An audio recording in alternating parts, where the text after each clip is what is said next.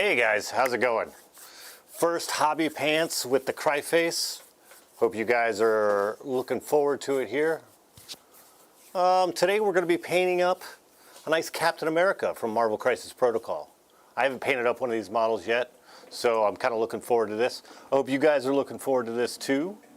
I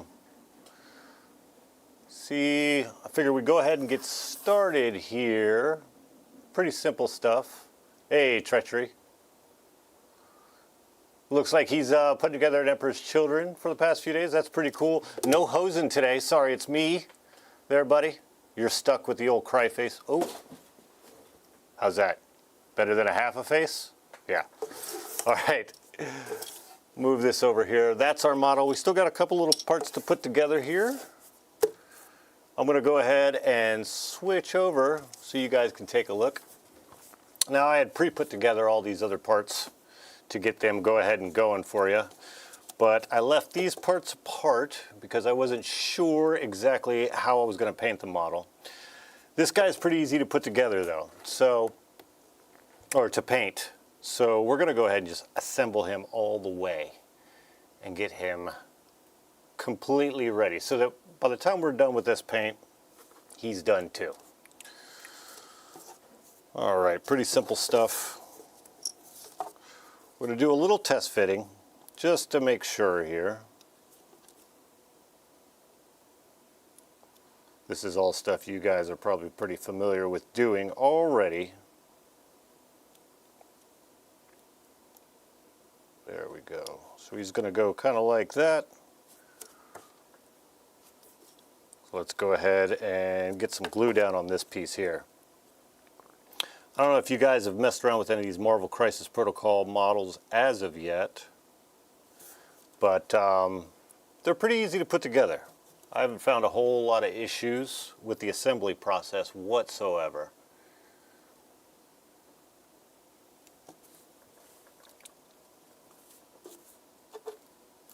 Having a little bit of trouble getting the glue to come out. Always love these glue bottles right here. Not usually my forte. I prefer the little bottles with the brushes on them. But in a pinch, this will work too. Okay, we're going to go ahead and put that guy on there. See how Cap's legs are going to fit, and right around there will look good. Yeah.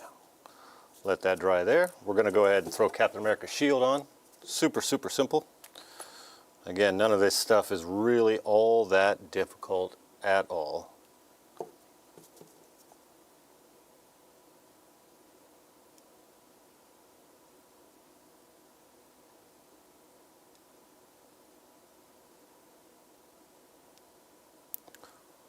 Oh boy. As I say that, the shield doesn't want to go on. Of course, right?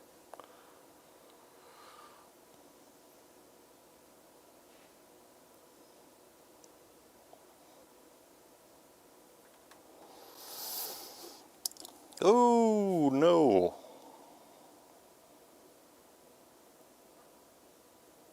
Love it when a model makes a liar out of you, huh? Alright, we're just going to let that dry right there. And just at the end, we're going to throw a little bit of glue on his feet.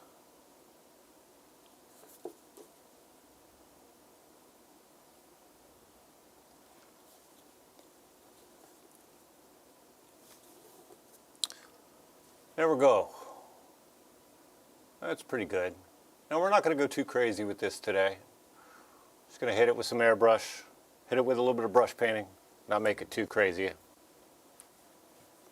Yeah, Treachery, that Tamiya plastic cement paint, that's the stuff right there. And if you don't know, go get some. Especially the thin stuff, makes assembly that much easier. As you guys know, we only got to wait for a minute here.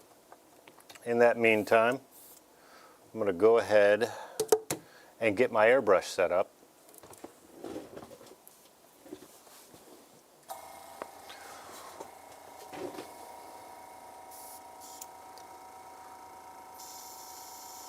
I'm not going to do a traditional zenithal. I'm going to do a little bit of blue over the top before we go ahead and hit our white to kind of give us a little bit of mid-ground on that.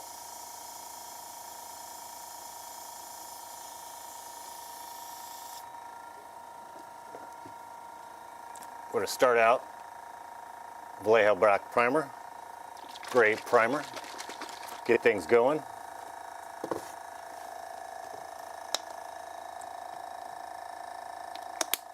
As always, we throw a little bit of thinner into our airbrush before we throw the paint in there.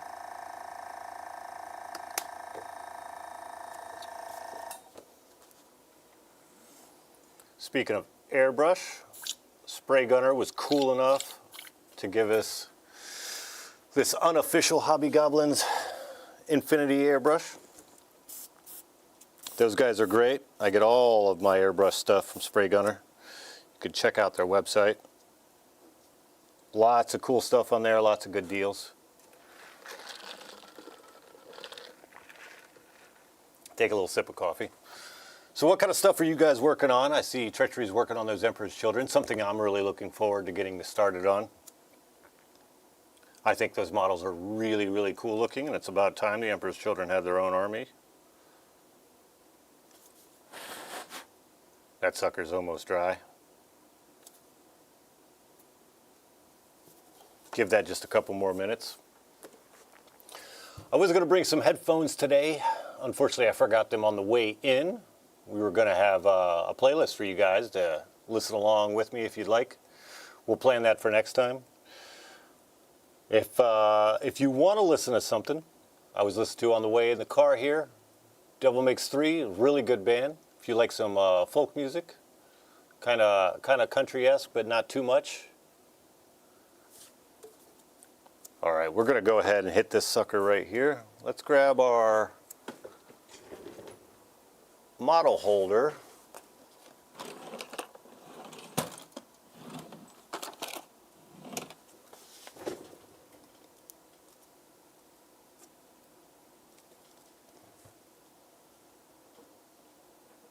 Make sure that sucker's nice and stuck on there really well. That's looking pretty good. All right, as always, nothing too crazy here. We're just doing a quick prime. Personally, I like to go from the bottom up. Get my underneath areas first.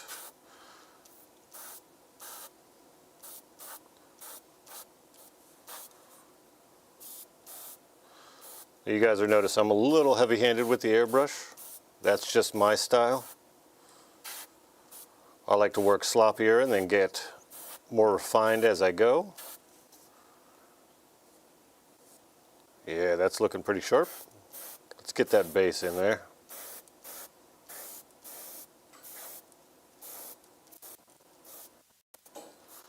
Yeah, personally I've been looking forward to a lot of these Marvel Crisis Protocol models, if I can say it correctly. Let that dry for just a second. Nothing too crazy there. Now we're going to go from dark blue. We're going to start with this Abyss blue here. And we're going to work our way up to a lighter blue, this guy here. And then we're going to finish off with just a little bit of white. And we're going to mix that paint in as we go. So each cup of paint is going to have a little bit of that last color in there. Looking at the chat there, Treachery. How about Sleep Token? I love Sleep Token. That song, Sugar? Man, that is a banger and a half. Interesting band too. If you guys haven't checked them out, Sleep Token, really good stuff. If you're into something a little heavier but also a little melodic, you know.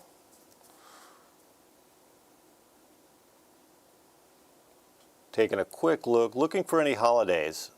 You know, that's the main thing when doing these prime jobs. You just want to make sure you don't have any holidays in there. that you've gotten everything covered pretty darn well. So we're going to come in from his face. This way is going to be our hero angle. So all my light source is going to be coming from this direction here. So when I turn the model around, I want to go completely opposite. So on the back, this will be my hero shot. And on the front, facing him there. So when I go to do my zenithal, I'm going to have my light focused on that angle there. Whenever I like to do these, I always like to pick my back angle to be exactly opposite of my front angle. That way my shadows end up in the center there. White Chocolate, what's up, buddy? It's been way too long. Me and you need to get a hangout time. Come visit us here in Florida. Yeah, treachery. Yeah, it's good stuff. It's real good stuff. All right, just to speed this along a little bit, we got our trusty miniature hair dryer. I don't remember where I got this sucker from, but she sure does work really well.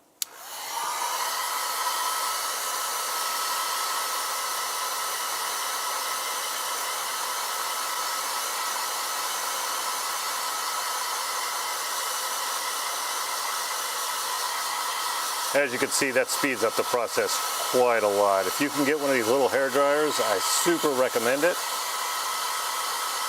If you can hear me over that hair dryer noise. Yeah, that's a good point. I'm never around, right? Your buddy Cryface is always too busy. Too busy. It's ridiculous. All right, that's looking good.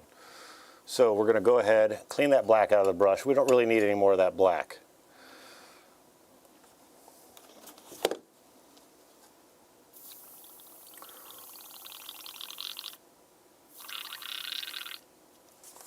Nice, nice.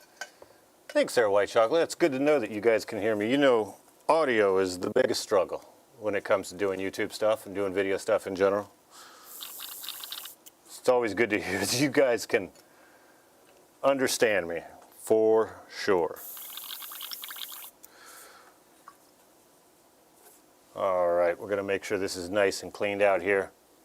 We don't want to get any of that black mixed in with our blue, if we can help it.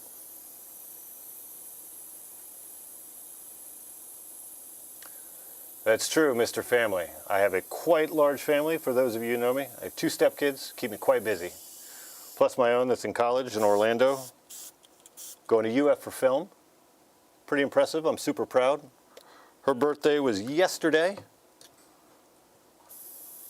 So, for those of you who know me, hey, I wish my kid a happy birthday.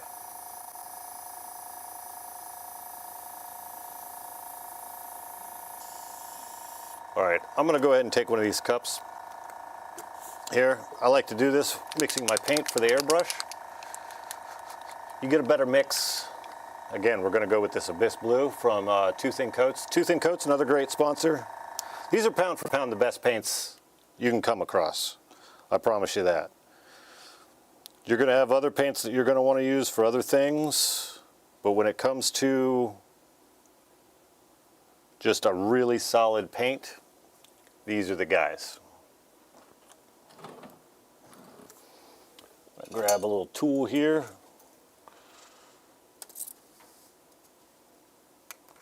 See if I can get this paint to come out of this bottle.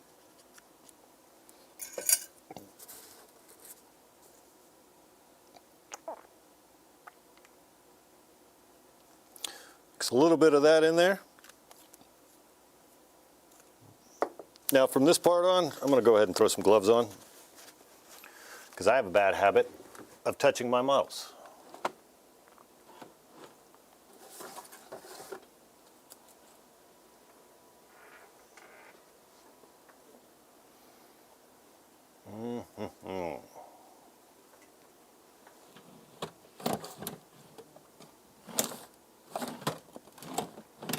Give me 1 second while I go through here.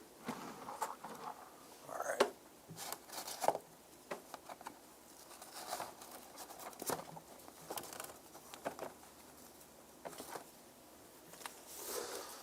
So, Mr. White Chocolate, what have you been working on model-wise lately?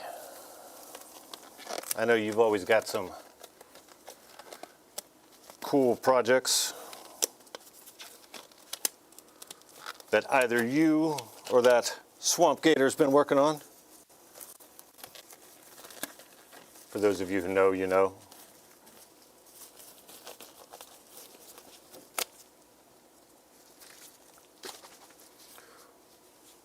Ooh.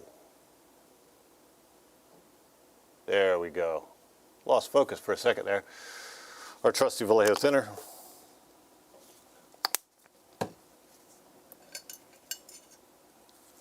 And then a little bit of water on our brush, nothing too crazy. And we want this kind of thin. That's a little too thick.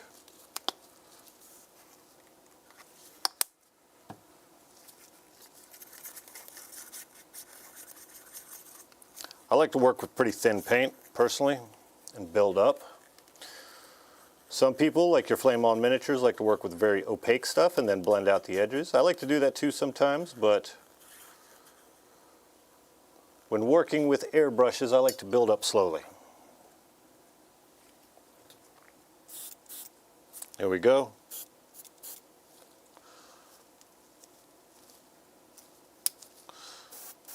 Now, if you have one of these Affinities, you're familiar with this little back piece right here. You twist and turn that.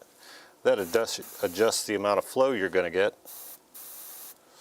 That's why these are some of the best. Some of the best. All right, like I said, we're going to start with our hero shot down at this angle. So that's where we want everything to go. Now, to do that, I'm going to come around backwards, and I'm going to start at the very top here, just like that. We're going to get some blue up at the top. The reason why I'm starting blue is because I want all these shadows to be nice and cold. And we've got a lot of blue on the model here. So we might as well just go ahead and blue it up.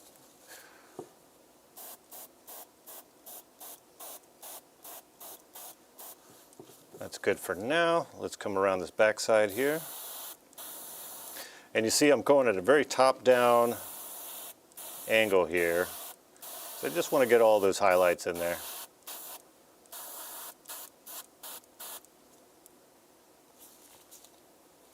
That's looking okay. Now we're going to widen our shot here and just pop it a couple times. Poop, poop, poop. Want quite a bit of blue here. We're going to cover most of the model. And again, we're going to come in with a lighter blue over the top of that. There. Nothing too crazy. Give that a little dry with our trusty blow dryer here.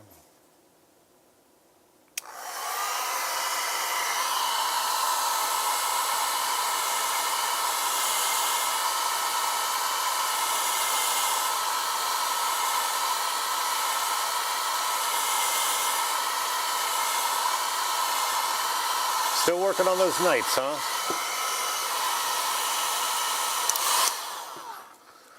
Oh, white chocolate, I can't wait to see those. Templars in the works. Templars are cool models, man. Those new sculpts they came out with a while back, really, really cool. Really cool.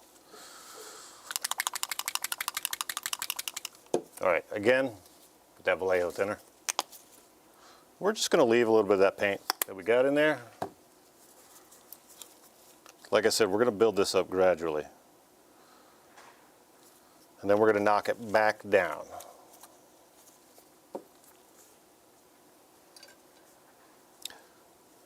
And you guys will learn that's a lot how I like to work. I like to go too far and then back it off. Over highlight, if you might want to say, but then come back in and mellow it back out.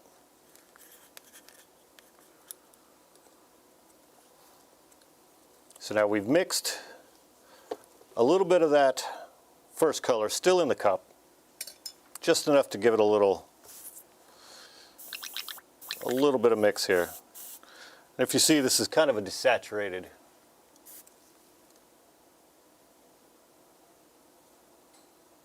Let me get that better focused for you there. As you can see, it's kind of a desaturated blue there. We're going to kind of do the same thing here.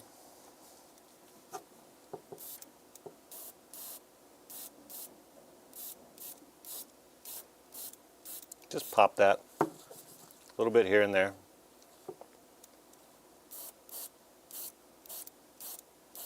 There we go. Get that worked up.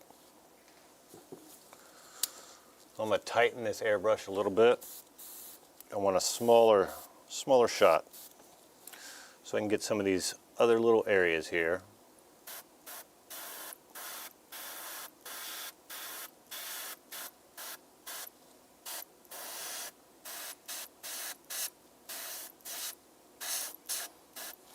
This is also going to help us with our whites, because we're going to do some nice cool whites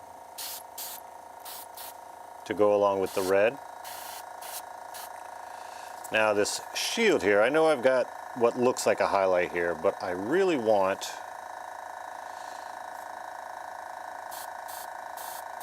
to have that highlight running on the bottom of this shield, sort of a reflection. We'll smooth that out a little bit later here. And if you notice, I'm holding this at my hero shots every time. That way I can get my focus where I want those highlights to be. And I don't forget that angle. That's looking pretty good. I like a little bit of a desaturated cap.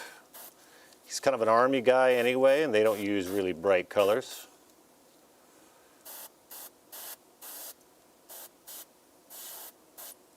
There we go.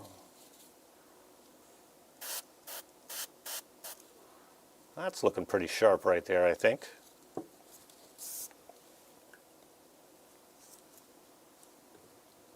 All right, now let that dry a little bit. While we're doing that, we're going to mix up 2 thin coats. Which one is this? Trooper white. Now all our whites are really good. It's one thing that if you ask anybody about 2 thin coats that you're going to hear is that the whites especially are really good. And anybody who paints miniatures knows painting with white can be a pain in the butt. See, now we're ended up with this nice, really light blue color. Once this is done, I'm going to come back with a pure white, dry brush a little bit before we do anything else. Then we'll have a nice gradient setup with some highlights. It'll look pretty good. At least give us a good base to kind of start really messing around with other colors. And this is kind of a relaxed fit episode. We're not trying to win a golden demon with this model. We're just trying to get him on the table, but still looking pretty good. All right, now I'm going to mix that up a little bit. Again, we're leaving some of that paint from that last go. And that's going to help us get that kind of gradual push we're looking for. Now as we get brighter here too, we also want to be way more targeted with our highlights. You can kind of see this color here, how bright that is. All right.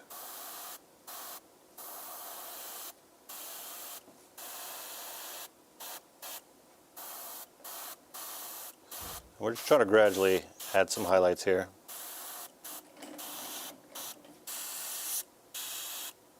To the different areas. Being very careful not to overdo it. Even though that's kind of hard to do at this stage. Because if you overdo it, you're going to end up painting over this anyway. Again, we're just setting up those base layers.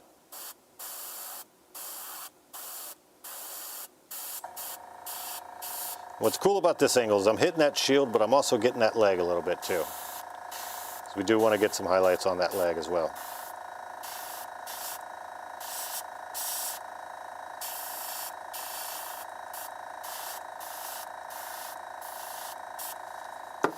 All right, now I'm going to open it up one time. And again, just like last time, I like to do this. We just pop it. Get the top parts as bright as they can be. Flip it around one time. And again, I got the shield a little too highlighted there, but we're not too worried about it because it's going to be early on, and we're still going to put a lot of paint on this sucker. Well, you see we're getting some of those really good gradients already. Not too difficult at all. All right, let me throw a little water in my airbrush. We want to make sure that sucker don't get clogged, right?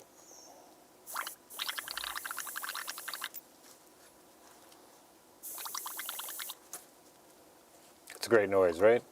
Gotta love that bubbly. That means paint's happening.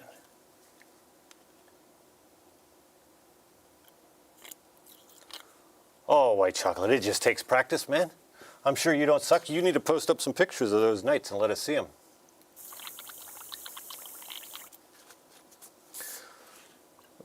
That's one thing we talk about here at Hobby Goblins quite a bit, is if you can't hobby with friends, show them your work. Get comments, don't be afraid of critiques.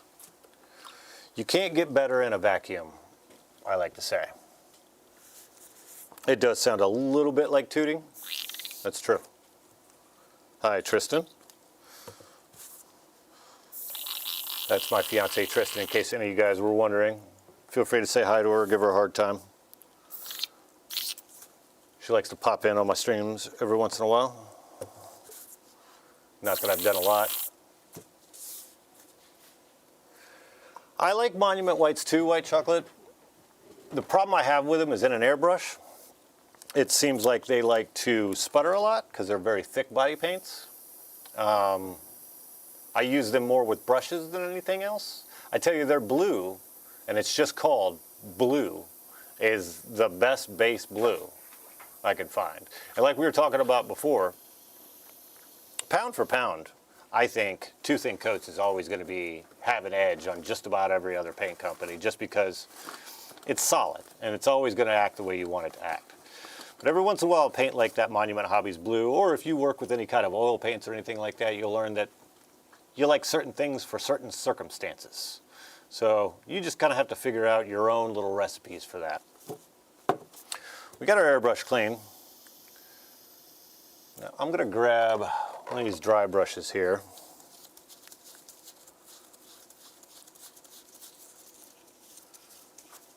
And I am going to throw a little white on it.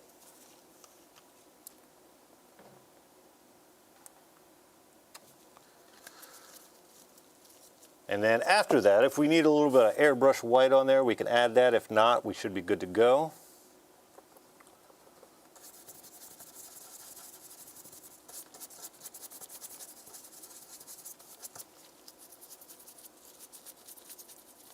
Make sure we're not going to get any streaking or anything. Very light, very light.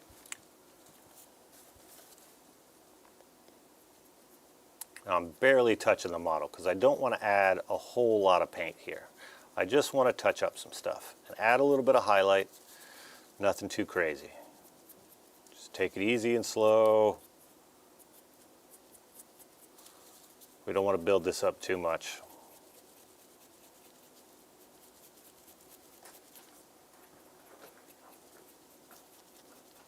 Again, these are all just underlayers. We're just adding some cool stuff for our paint to grab onto. Yeah, it looks like I am going to add a little bit of airbrush into a couple areas before we move on to the next steps. But as you can see, it's only making minute changes here on this step. Is he wiggling? Oh, okay. All right, now for this, I'm just going to mix this in the cup one time because we don't need a lot. And we want this pretty thin too. White paints, as you know, notoriously thick. Boom, just a little drop.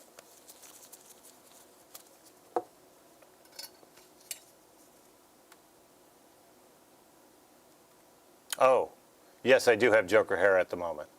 Yes, that is true, white chocolate.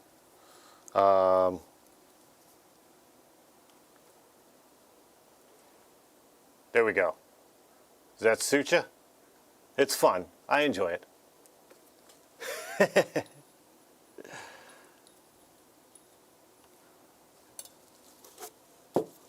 Ooh. See, that's real thin. See? That's what I want.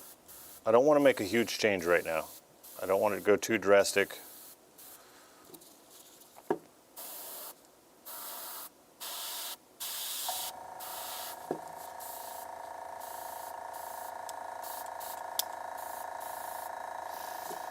Now I didn't bring it.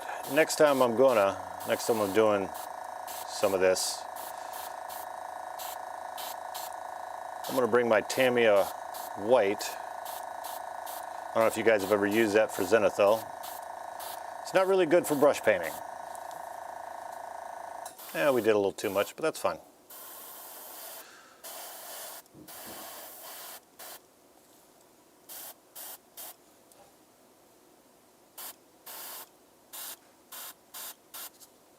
I'm gonna put my finger right there.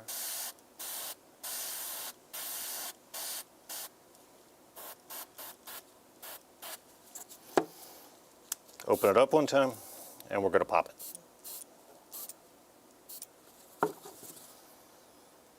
And you can kind of see, now we've got a nice blue to white zenithal. We've got a little too much paint there, but it's no big deal because we're gonna use some contrast paints next.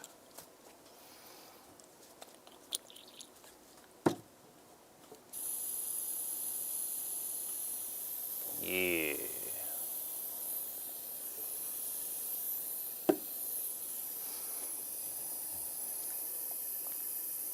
That's a gloss.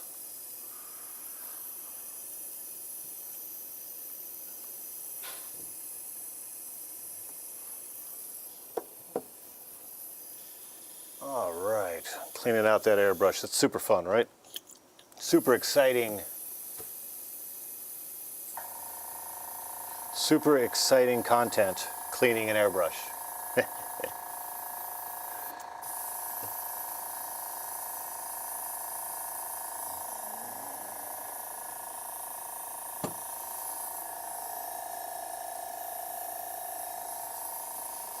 All right, now because we just did a zenithal,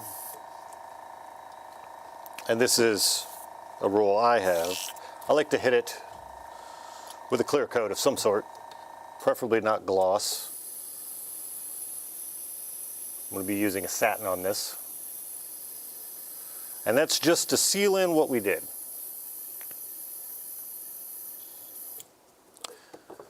All right, and just to be on the safe side, we're going to hit it one time with the hairdryer.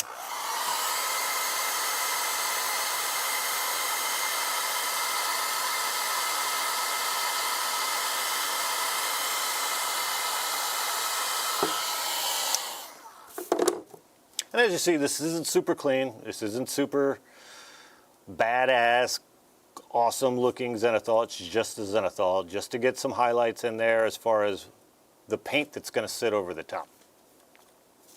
Yeah, that's looking pretty good. All right, grab our Vallejo satin varnish.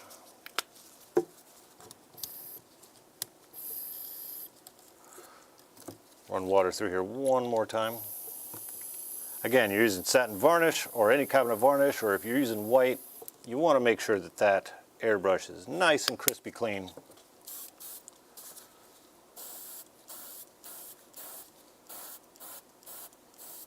Now this is just basically to save our work.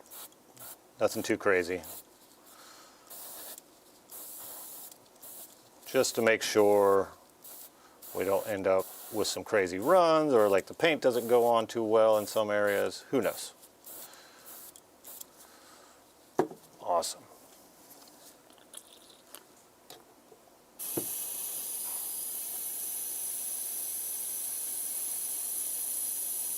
All right. That's looking pretty sharp so far. Hey, Savannah, nice to see you.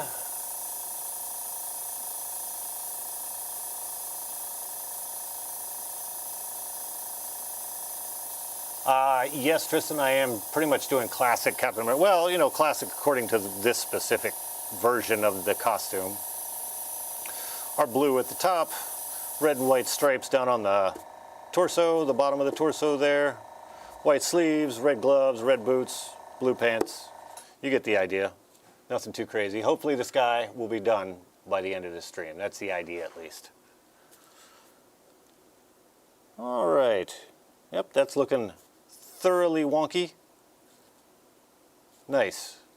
I'm going to sit that down and let that dry for just a second. And this is a good time to stand up, take a breather, look at it before you before you throw a whole bunch more paint on it.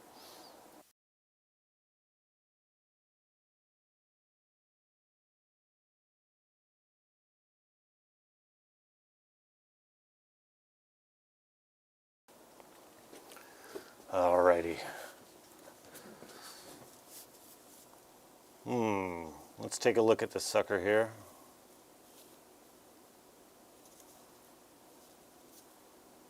Let's go ahead and get going with the blue. This is Azurman Blue Contrast. It's a good color. One of my favorite contrast blues. It's nice and bold, but pretty dark, so you can highlight it up. Just gonna grab a little bit of that and throw it on our palette.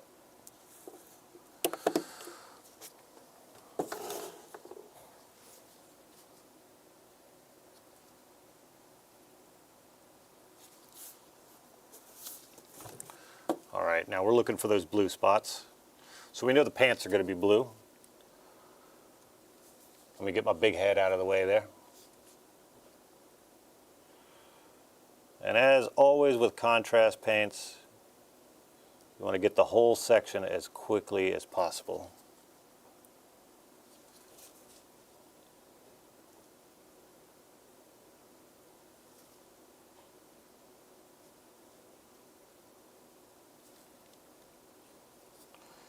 And again, this is all going to look really ugly before it looks very good at all. I'm going to get these contrast base layers on here. Then we're going to grab some opaque paints. We're going to highlight back up. Again, we're just laying down our base colors. And we want these kind of dark the way they are so that we have that room to highlight. A lot of people, they like to make things too bright. And they don't leave any room for highlights. It's like if you're painting white. If you actually use white paint on those parts and paint that thing white before you get a chance to do any highlights or shades or anything like that, you're going to have a hard time moving from that point to highlight it.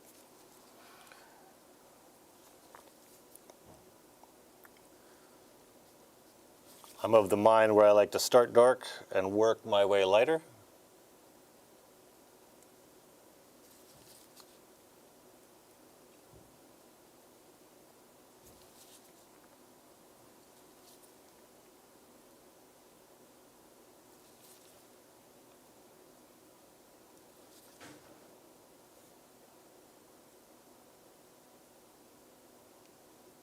Yeah.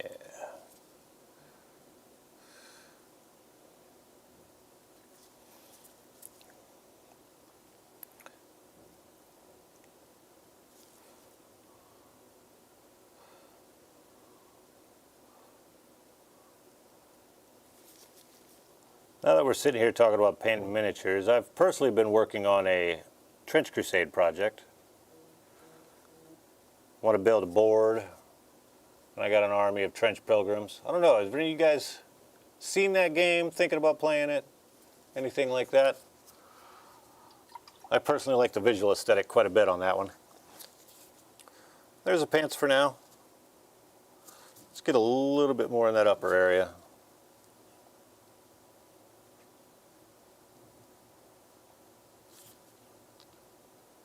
Again, nothing too crazy. Got a nice blue to start with. And we're going to come back and highlight all this stuff with a brush.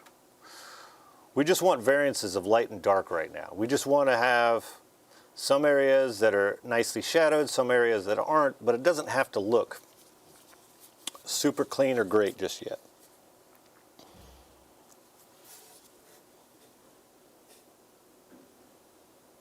All right, now I'm going to come in with this chess piece. And again, you just have to be careful on these parts. We're not going to worry about too much mess ups or anything like that, because we're going to come back over all these parts.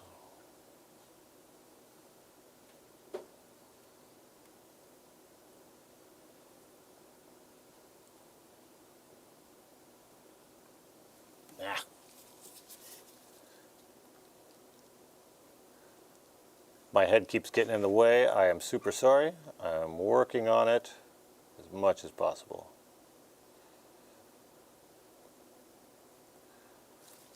But I'm not too worried about getting some over here where it's going to be white or where it's going to be other colors.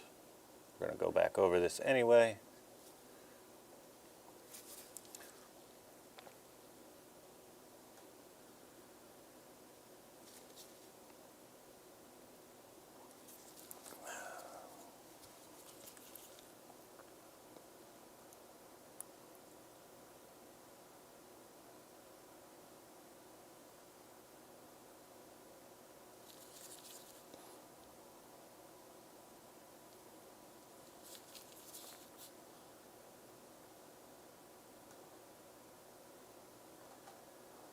Not going to worry about that big A. We're going to paint that different. Paint that white later. And the face is kind of the same thing here. We're going to come back with some opaque paints over that. We're only really going to do some of the main colors with these contrasts. And again, it's just to lay down those hues that we want, those colors, to get them started.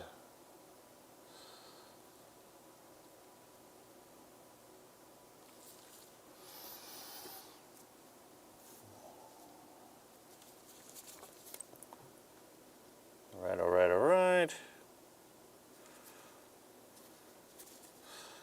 Looking for spots that we might have missed here. There's one little spot.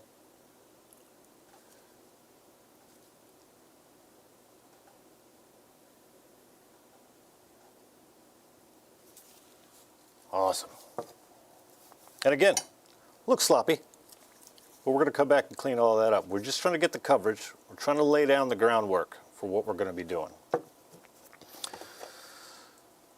Not Doomfire Magenta. That's a close one. I almost grabbed the wrong paint. Tell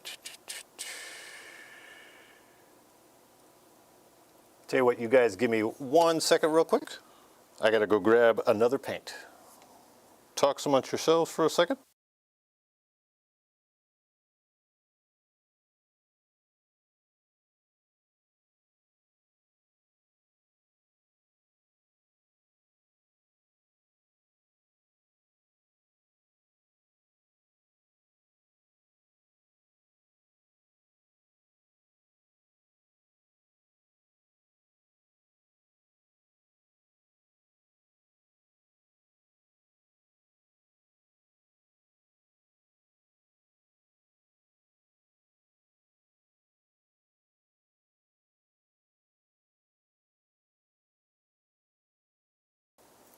All right, needed this ball right. We just didn't have it right here in front of me. Sorry about that. And again, just like that blue, throw a little bit on our wet palette. This again is another contrast that I really like just for its boldness, its ability to cover.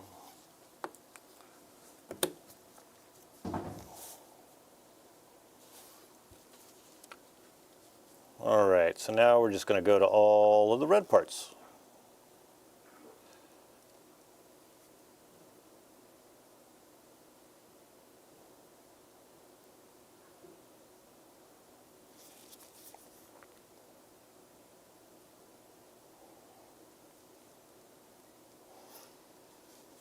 Oh, sorry about that, guys.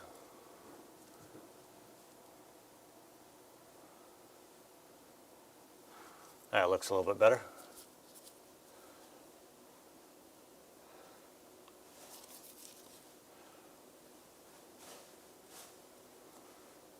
Again, see? Messing up on these rocks? I don't even care. I'm going to come back and paint those rocks later.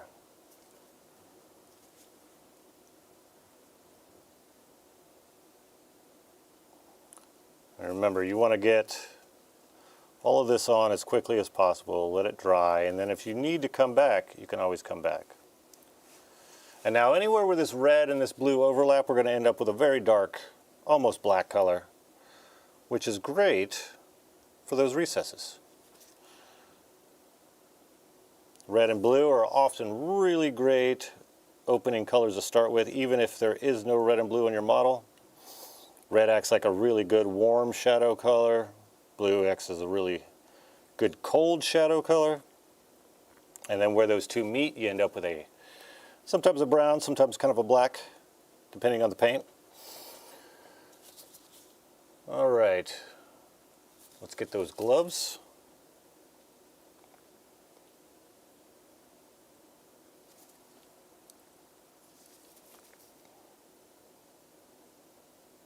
We're going to hit those edges right where it meets that white. Now, while I say you can make mistakes, it's always ideal to keep it as clean as possible. It makes your job easier. But my point in saying that is, you know, don't stress yourself out over it. This is supposed to be a fun hobby. That's what we're here to do, have fun. And if you guys are anything like me, you always strive for protection or perfection, even if you're not going to get it. And that's not always the best way to be. Sometimes you just need to relax. And again, like all these fingers and stuff, I got a little bit of blue paint right there that I'm going over with the red, but I don't really care because it's not going to bother it. I'm going to have to go back over that anyway. In fact, we're most likely going to have to do a second coat on a lot of this stuff. All right, that's looking good. Now for the stripes on the chest, I'm going to take a quick second, pull up a picture of Captain America just so I can get the right stripes in the right spots. I know that sounds ridiculous, but accuracy is important.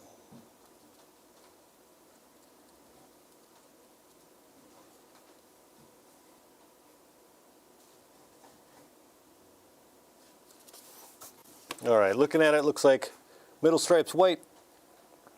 We got red on either side, and then we got white again. Quick little reference.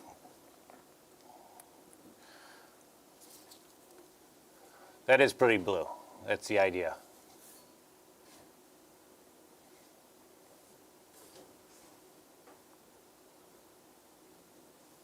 Treachery still has 18 noise marines to assemble. I don't know, is that difficult? How is the assembly on those new Emperor's Children? Does anybody know? Hit it up in the comments there. Educate me. If I go to paint those, what am I getting myself into? All right, now we left these areas a little dark, especially the ones we're gonna have to highlight into whites, but they're in the shadows. So that's gonna be okay. That's looking pretty good. Oh, it looks like there's a little bit more blue on the back here. Let's see, red, white, red.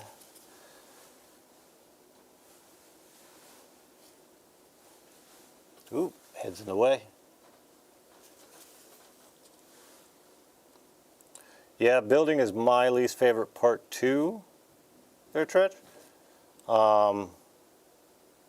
I always get so stressed out in that phase because, you know, once it's built, it's built. You can repaint things. You can't exactly rebuild them. All right, I'm going to get this little area over here that I missed with this blue.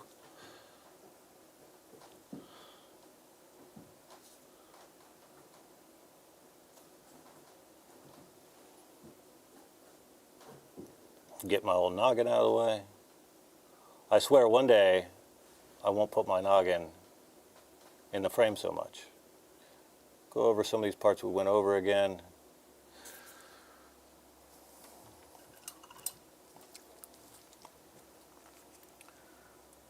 There, that's coming along. As you can see, it's starting to take shape. We're starting to see the colors and the spots that we want.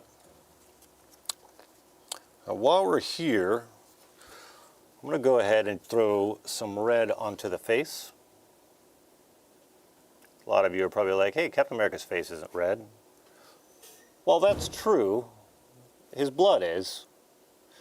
And oftentimes, when you're painting anything, going in the same layers that they are in real life can help out quite a bit.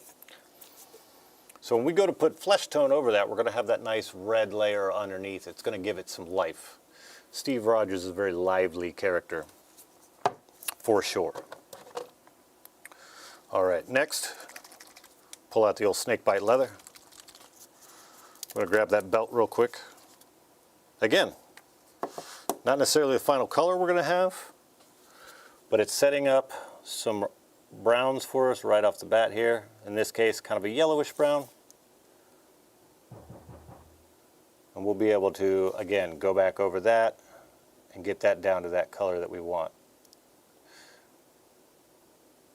I'm going pretty heavy with these paints, letting it pool up in those recesses, using that contrast capillary effect to its fullest. I got a little bit too much paint in there, as you can see, so I just cleaned off my brush a little bit.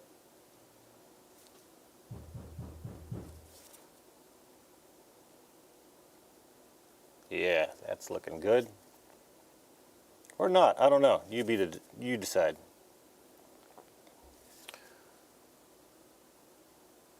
All right. I'm going to go ahead and grab the top of that buckle. We're going to paint that buckle in metallics, but I'd like to fill in those recesses with a little bit of brown if I can.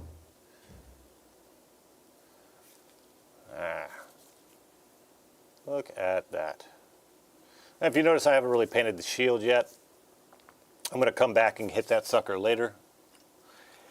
So one item on this paint job that if I don't finish, it's the one thing that I feel okay about, because I can come back and finish that shield up. It's in a nice spot. There's plenty of things you can do with it to make it look super cool. All right, this is all looking really nice and rough here. I'm going to grab some more of this blue. Now that that is dried a little bit. And I'm going to mix that with a little bit of thinner here.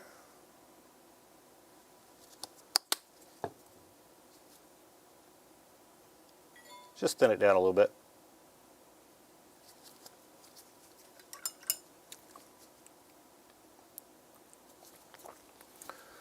We're going to go back over this chest area here.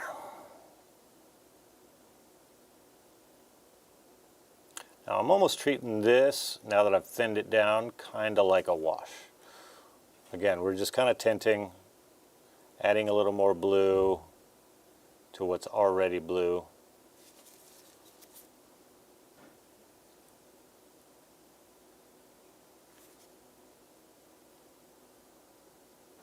I don't know if you guys can tell, but a tabletop ready paint job is actually kind of difficult for me.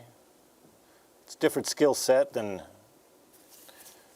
painting something to your highest degree, a different number of steps and types of steps. I don't think a lot of people realize, but even a simple paint job, depending on the person, could be a little challenging. It's all about what steps you're used to taking.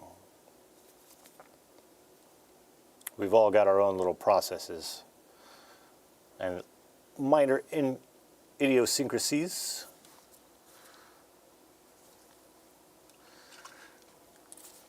All right, that's looking okay so far.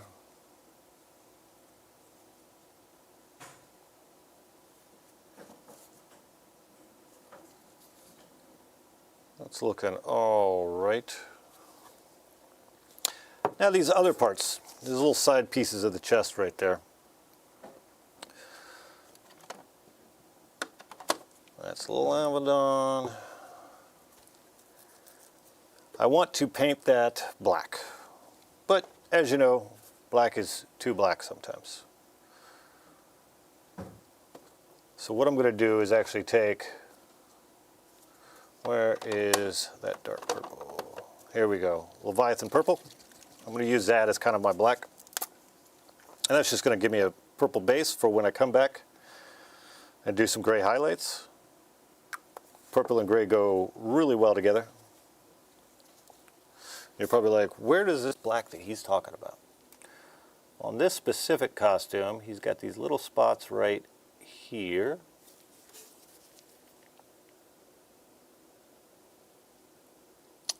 Some do black, some do gray right there.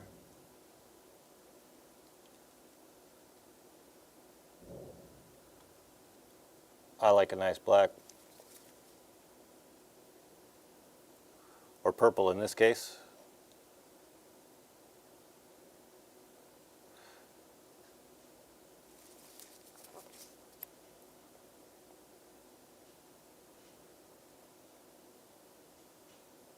Trying to be pretty careful here. I don't really want to get this blue or this purple on that blue if I can help it. Not too much at least. And that's the thing, if you can keep your screw ups to the edges, you're going to edge highlight that anyway, oftentimes. So that's a good place to kind of leave your screw ups to happen. All right, that's looking pretty sharp. Cool, cool. I think what we'll do is we'll go ahead and just kind of darken these behind the shield here, and then we'll come back later on, throw another color in there. Oftentimes, I like to take a dark color and block out anything that I'm not sure what color is going to be exactly just yet. And what that does is kind of push that item into the background so I can focus on the other stuff and really be able to see how it looks. Like these little straps right here, I'm going to come back and paint those something else.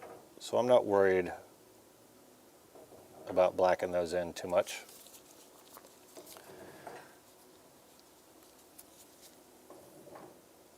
This is a tricky spot. I'm going to go through the legs here to get up underneath the shield.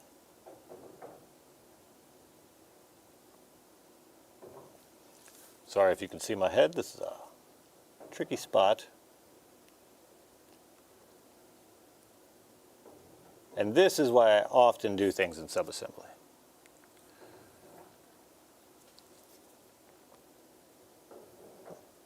Now I just added a little bit of water, very little bit of water, to that purple to let it flow a little more easily onto this black panel, since I have a really hard time getting to the specific spots. And I'm going to go ahead and paint these straps too, this dark color.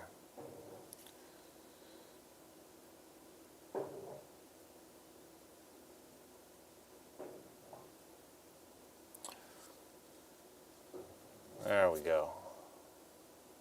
That's looking all right.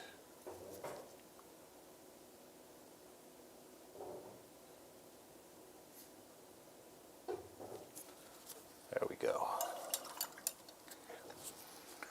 All right. So you see, in no time at all, we've got some base stuff. Now, obviously, not counting the shield and the face currently, you could clean this up with just a little bit of edge highlighting and call it done. But we're going to keep working on it, obviously. Let's go ahead. Now, we had our blues from before. We're going to bring those back in. Not the dark one right now, but that middle blue. As soon as I figured out what I did with it. Right there, right there. Okay. And again, we're going back to the Seafarer blue. That's our highlight blue.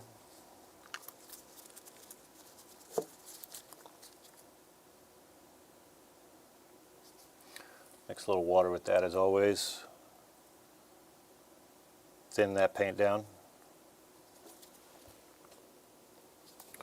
Now I'm going to look for the brightest part of this blue, not counting the head. So I like this little knee right here. We're going to go into this knee and just start highlighting up.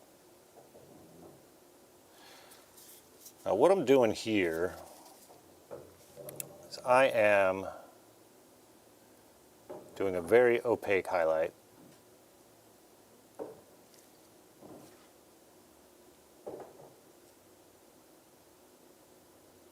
We're going to blend out in a little bit here.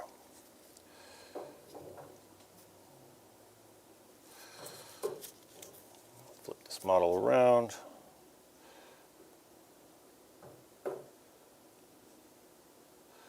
Now again, I like to start very sloppy and clean up as I go. So that's what we're going to be doing here.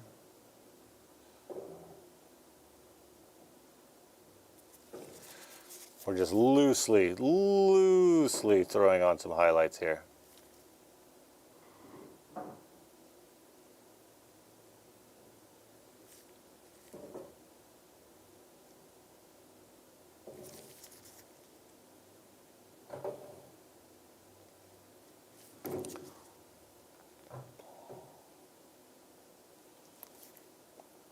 There we go.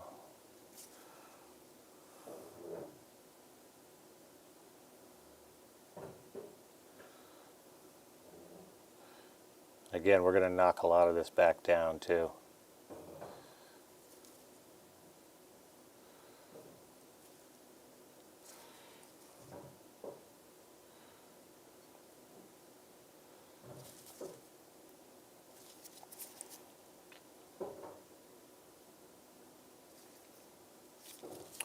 Let's check out the back real quick.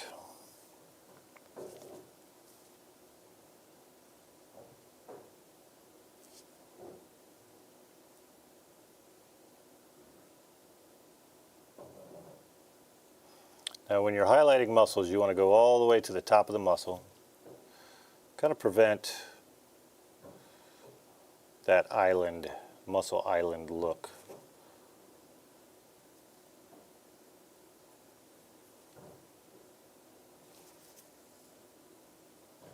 Highlight his butt there. Give him a nice little butt highlight.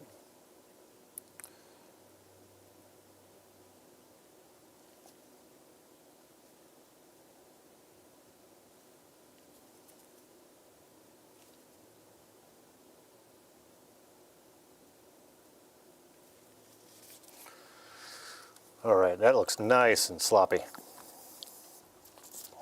Now what we're going to do is we're going to take a little bit of that white, or that seafarer blue, and a little bit of that contrast.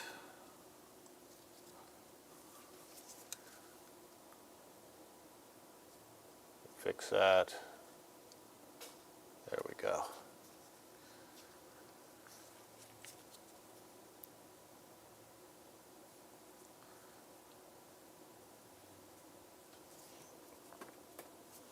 And this is what we end up with. Very thin.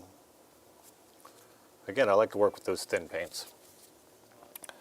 So now I'm going to work around the edges here and kind of blend in some of that.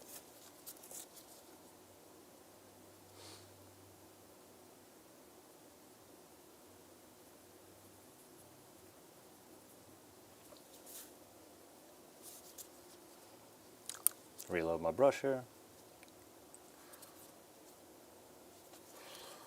Alright, we're going to blend in some of those highlights here with that mixture between the two colors.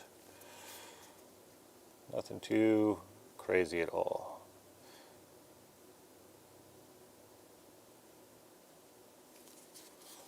And I'm going around the edges of those highlights, just blending them in a little bit.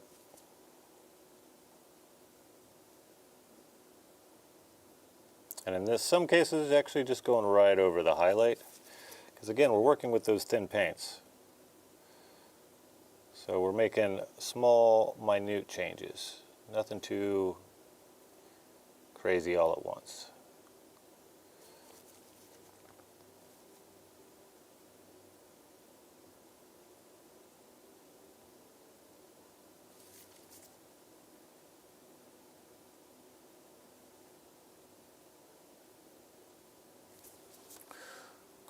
bit more of that mixture.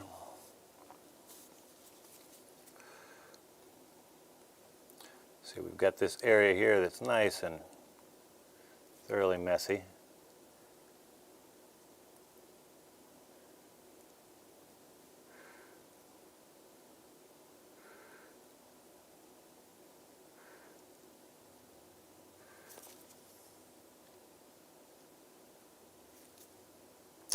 Throw a little highlight on these pants here.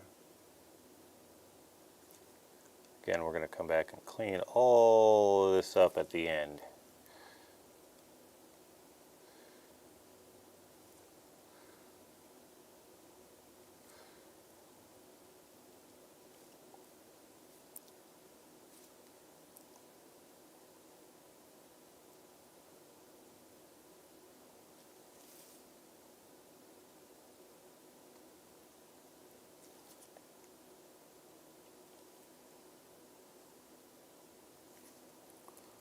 It's amazing just what a little bit of mixing paint and thinning it down, how much easier it can be to get those slight gradients that you're looking for.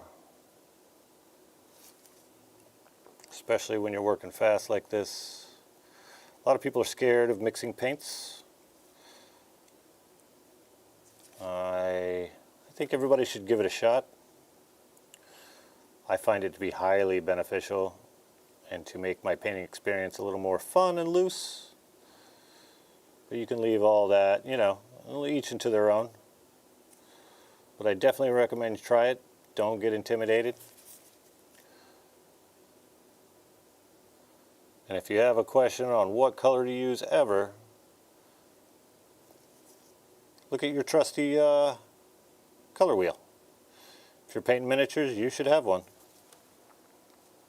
All right, it's getting a little better there, as you can see. We're starting to get a little bit more refined in this blue. Now we're going to grab our Abyss blue. That was our starting color.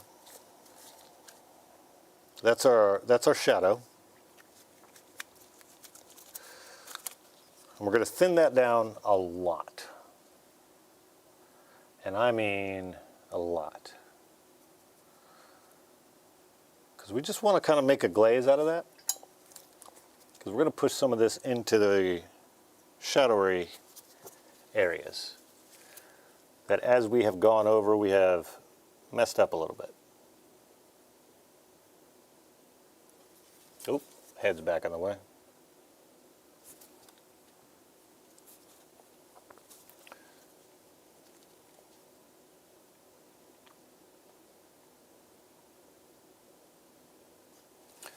And I'm pushing that paint into my darkest areas because it's a shadow color. What else would I do? Jeez.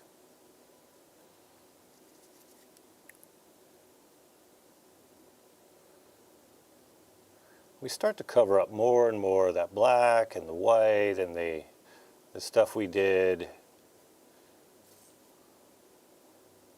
in that zenithal. You're really not going to see a lot of it once it's all said and done. I know a lot of people too, they get that zenithal done and it looks sick. And you've gotten all your highlights and your shadows in the right places, and then you don't want to fuck it up or mess it up. Pardon my French. You don't want to mess it up. So it takes you forever and you're very careful. When that stuff is just meant to be a base, don't get too attached to it. In fact, don't get too attached to any stage when you're painting, because you're going to end up painting over it anyway, most likely. Especially this early stuff. Now we're going to grab a little more of that that's a little less thinned. We're going to work in this lower area here.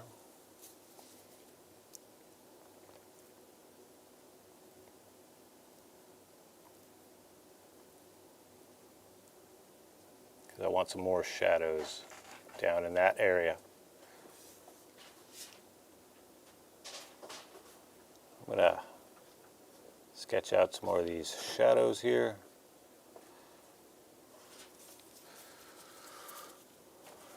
Come back over here, we can work on this leg a little bit.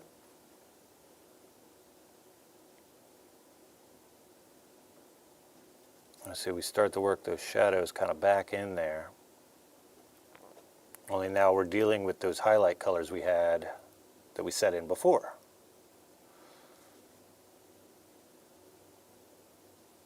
Because we're working with these thin paints too, it's making it a lot easier for us to get some gradients and things.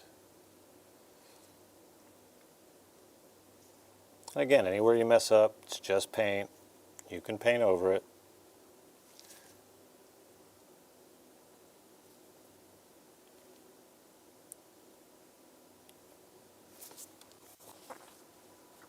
That's starting to look kind of cool. Starting to look kind of cool. All right, now just so I can clean up a little bit. Now look, I hop around a lot. I'm going to be moving around to different spots in the model. That's the way I work. We all work a little bit differently. Jacob likes to get a whole type of color done, like a whole blue, whole red, and then move on. I like to go more with sections, but that's just me personally. You got to figure out your own path in this hobby.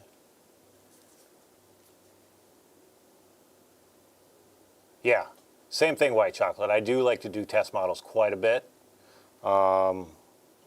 It's a good way to get that dry run.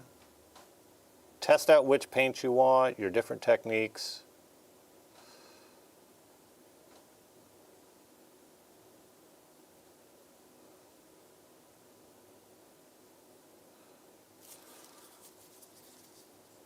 Made a couple little mistakes here, but that's no big deal. Again, we're making them on the edges. We know we're going to edge highlight that later.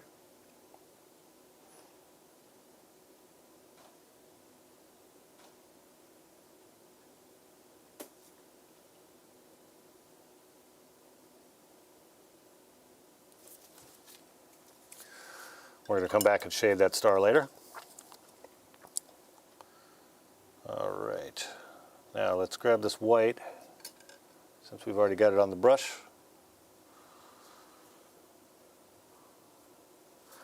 We're going to spruce up this little line right here. Grab our highlights. Ooh, that brush has got a little too much paint on it.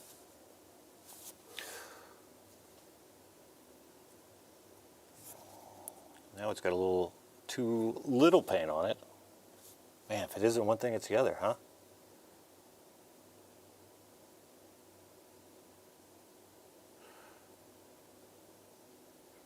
Again, we're highlighting the top areas here. Because this is a different section, it's got that little edge highlight right there.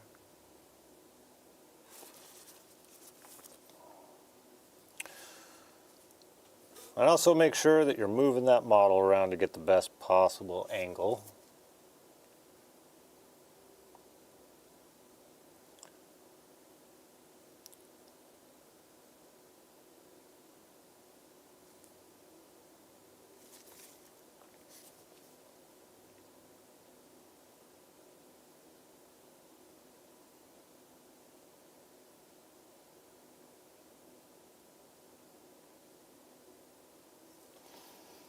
All right, now you see that's really blocky, but we've got our shadows in there, so we can go back and blend that out. Let's do the same thing on the back side here.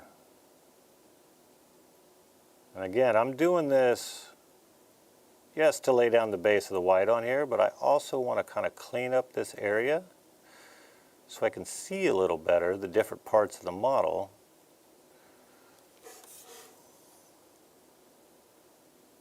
To help me paint. One of the bad parts about working in a messy type of way like I like to do, and then refine as I go, is that it can be a little confusing to look at the model after a while, because you've got a lot of paint everywhere. You got a lot of stuff that's a little messy, so it can be kind of hard to see. So sometimes it's a good idea just to kind of block in a couple parts oftentimes with black. In this case, it's white because of what we're working with. And it just separates those areas for you.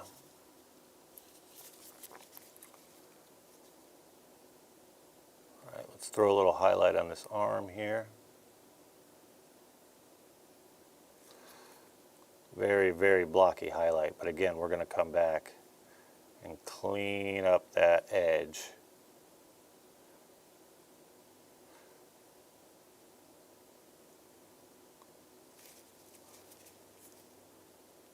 Following those contours of that arm there.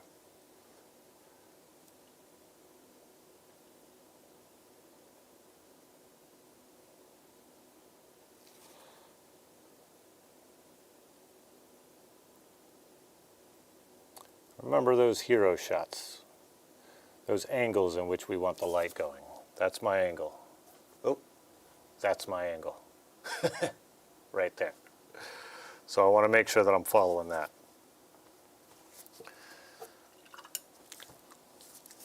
Let's grab a little more white. We'll go over to that other arm where the shield is.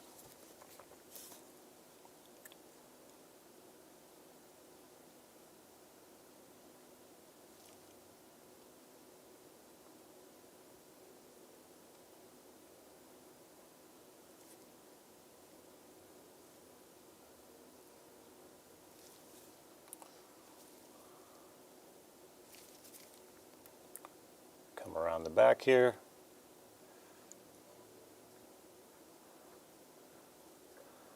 And we're kind of drawing, if you look at here, I'm kind of drawing these outlines as shapes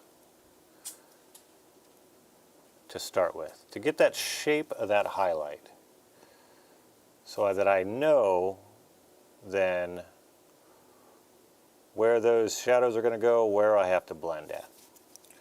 Let's go ahead and get this A too. I see those little wings on the side of his head, he's a wing-a-ling superhero. Good old Captain America. Now Captain America is one of my favorite in the MCU. I like Steve Rogers' story quite a bit. What was your guys' favorite MCU guy if you're into the Marvel movies? You know, which character had the arc that you got behind? You could also ask, which one were you behind in Civil War? Tony or Cap? All right, that's starting to look pretty good.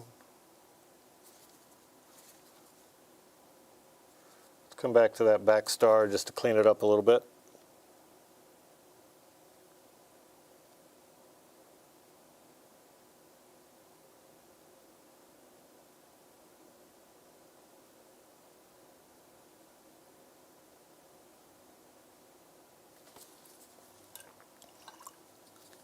Starting to get there.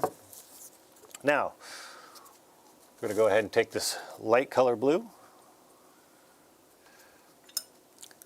and a little bit of this white.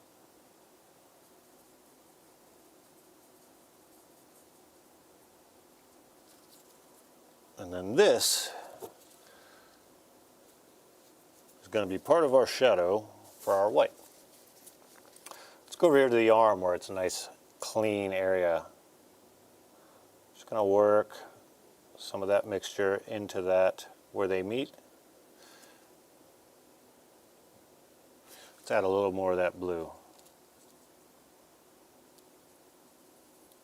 to that mix there.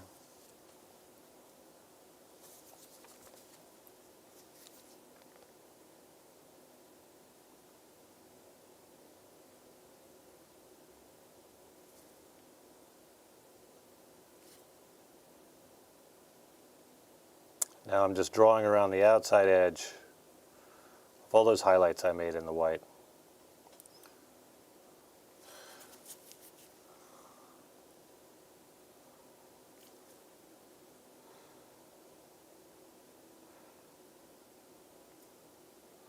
Like I said, I like to highlight a little too far, then bring it back down. Bring back in some of those shadows.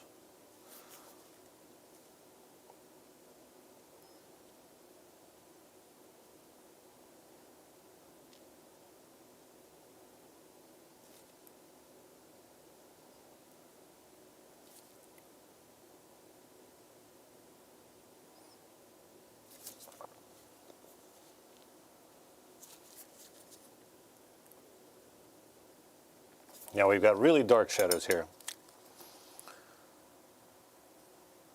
So I'm going to take a little bit of that shadow blue, a little bit of that light blue again. We're going to mix those together.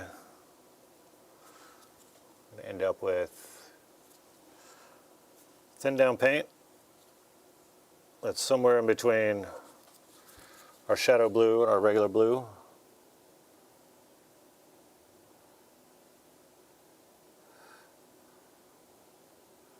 We're just going to work that shadow blue in there, into those shadowed areas.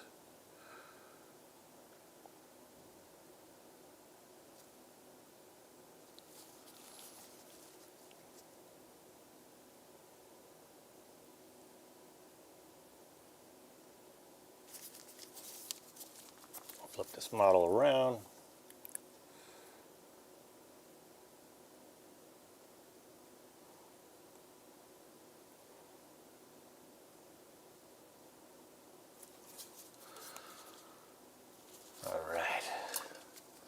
This back area has a lot of interesting shapes.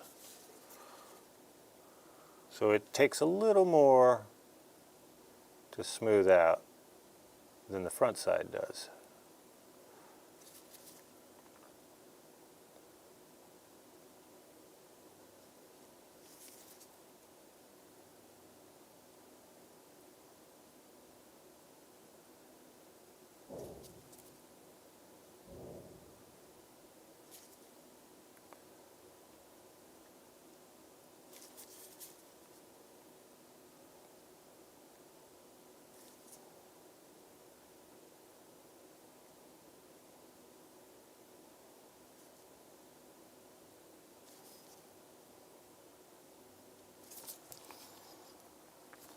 There we go.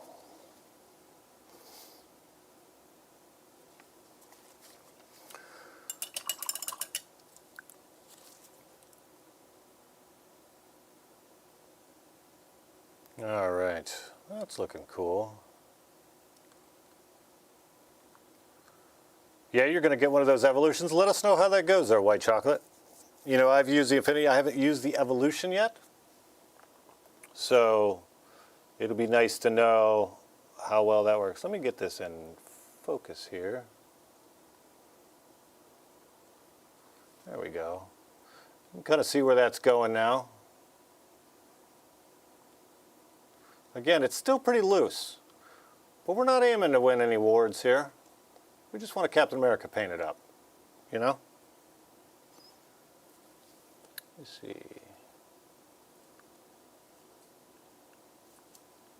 That's not better.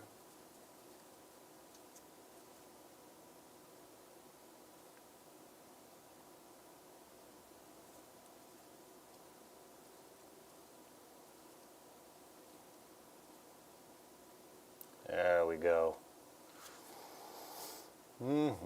Okay. Now, let's go back to that white.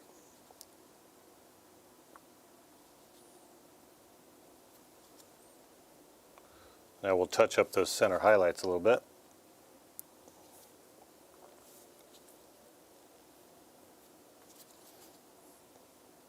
White paint's coming out very thin. Okay. So, this is just a little bit of back and forth. Because that white paint's kind of thin, we're not laying on too much all at once.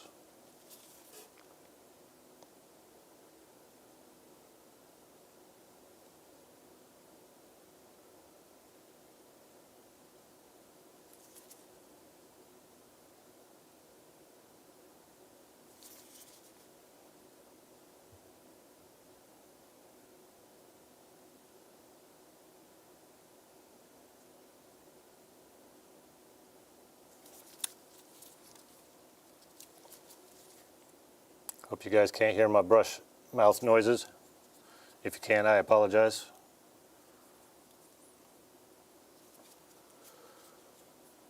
Cap Comic Store MCU. Yep, Thor had a really good run too. sad. Ooh. Man, his story turned out way sadder than expected. All right, let's grab a little more of that white.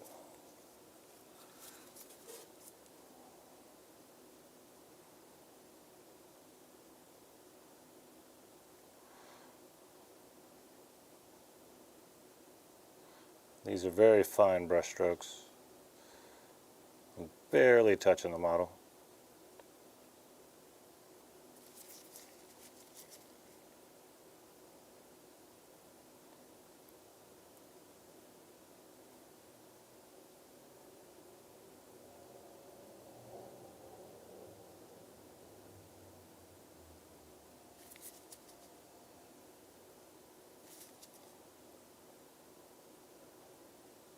Now, if your blends aren't smooth, don't worry about it. If you're having trouble with getting smooth blends, be patient. Smoothness comes over time. Worry about getting your highlights in the right spots, your shadows in the right spots.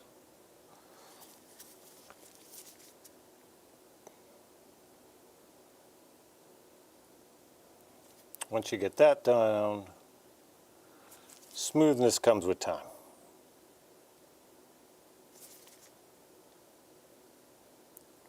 Mostly because it takes a lot of time to get things smooth. I don't know what's going on there. I gotta smooth out that arm.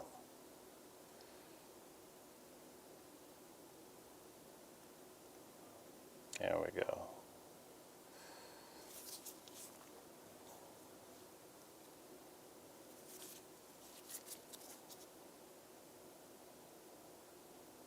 There we go, there we go. Starting to get a little smoother.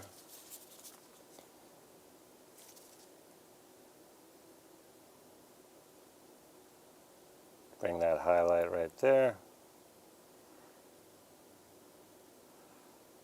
Got a little dark spot right there on the arm. Grab a little paint. As you can see, look, I ain't gonna win no awards right now. But those muscles are looking pretty good. I think from an arm's distance away, that'll look pretty sharp. Cool, cool. Let's grab that medium blue again. That, what was it called? Seafarer. We're going to go over here to this other arm. Again, we're just going to draw around.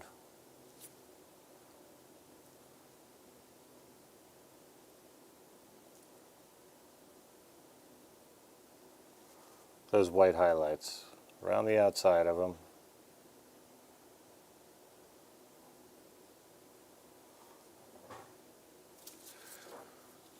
Come around to the back of the arm here.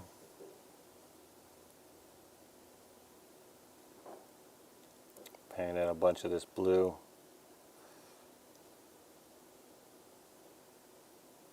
Because this is all dark area right there.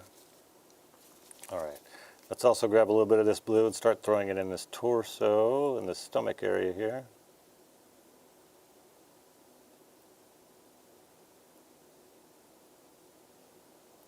This is also a place where you can go in and that little edge highlight that I made, go in and kind of brighten that up a little bit. Or clean it up a little bit, I should say. Yeah, that's starting to look sharp. Come around the back here. Flip this model around. We're going to throw that blue right in that divot in the back here. And a little bit at the bottom.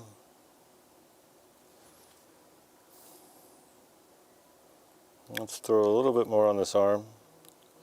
You're going to notice little spots as you go.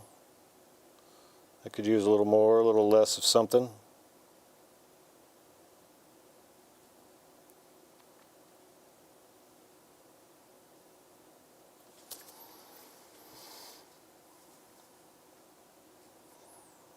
Okay.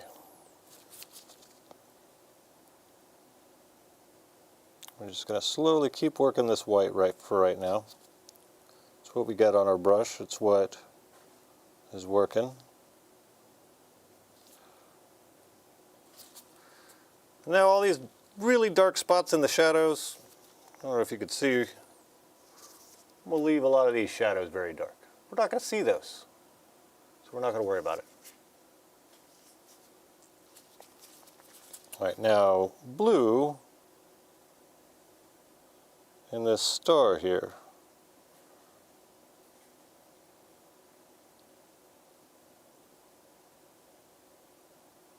I'll work that shadow right in there. And then for this other star,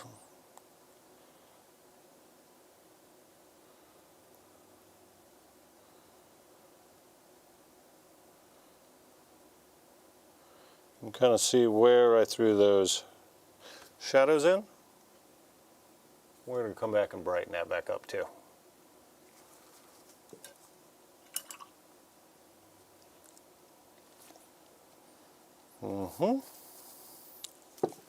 We need a little more white on our palette because, as you see, I mixed a little blue in with it. We can't have full white if we got blue in it.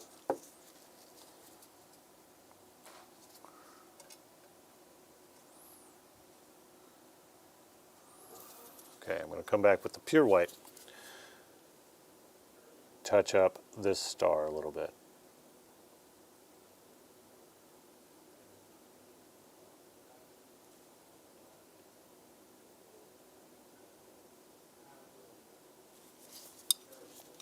Spin this guy all the way around because we want to get all these edges on this star.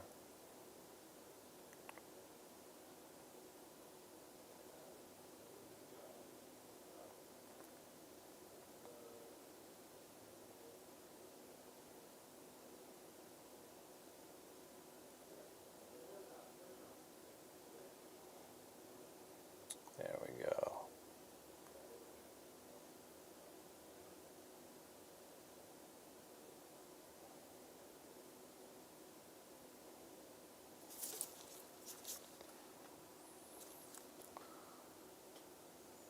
That's going to need a little more cleaning up, but that's all right.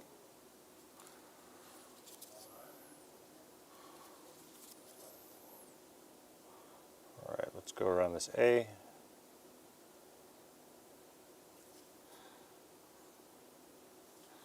Clean it up a little bit.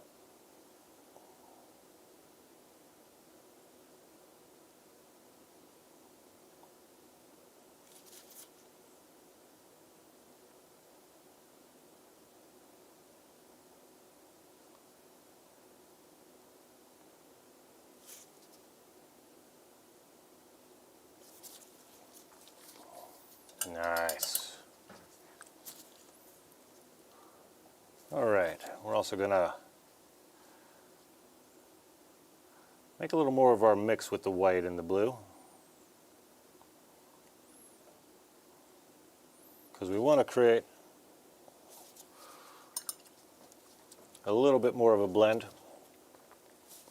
on this arm right here, holding the shield.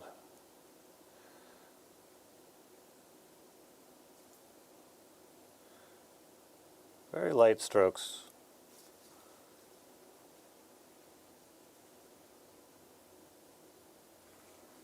See, and I'm pulling into the area that I want the most white. I know it's something that every YouTuber talks about. You've probably heard a million times. But pull into the color you're working with, always.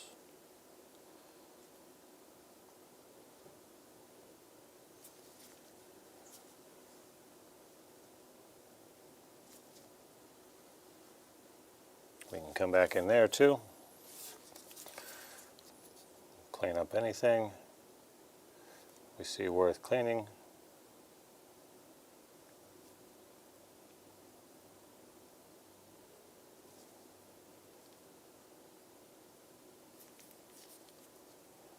Come back to this back star too.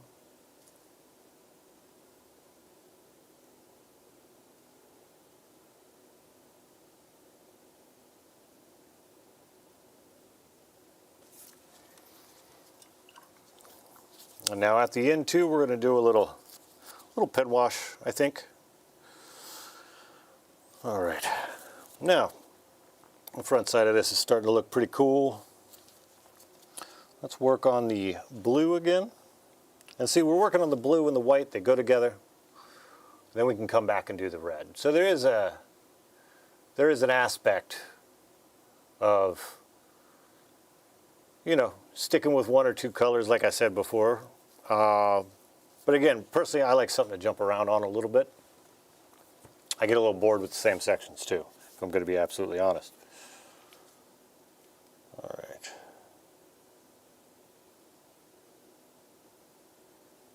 Now, oops, sorry. We're just going to edge around this area just a little bit and create some highlights. Some of our uppermost highlights here. Flip this model around. Again, you want to pull into the color you're working with.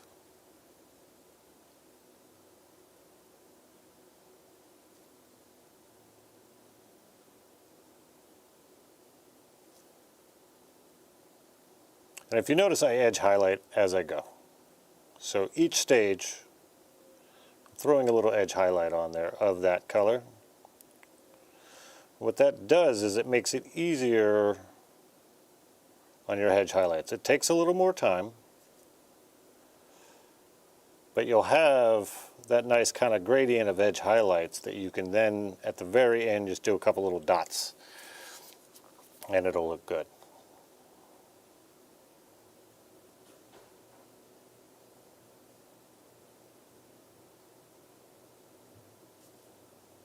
Ooh, I got a little bit of that blue on my purple. No big deal. We can cover that up. Like I always say, it's just paint.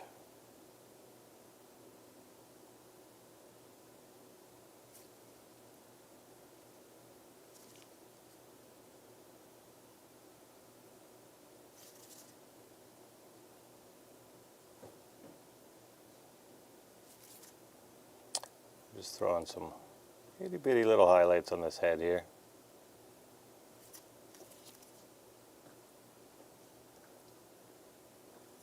Nice, nice.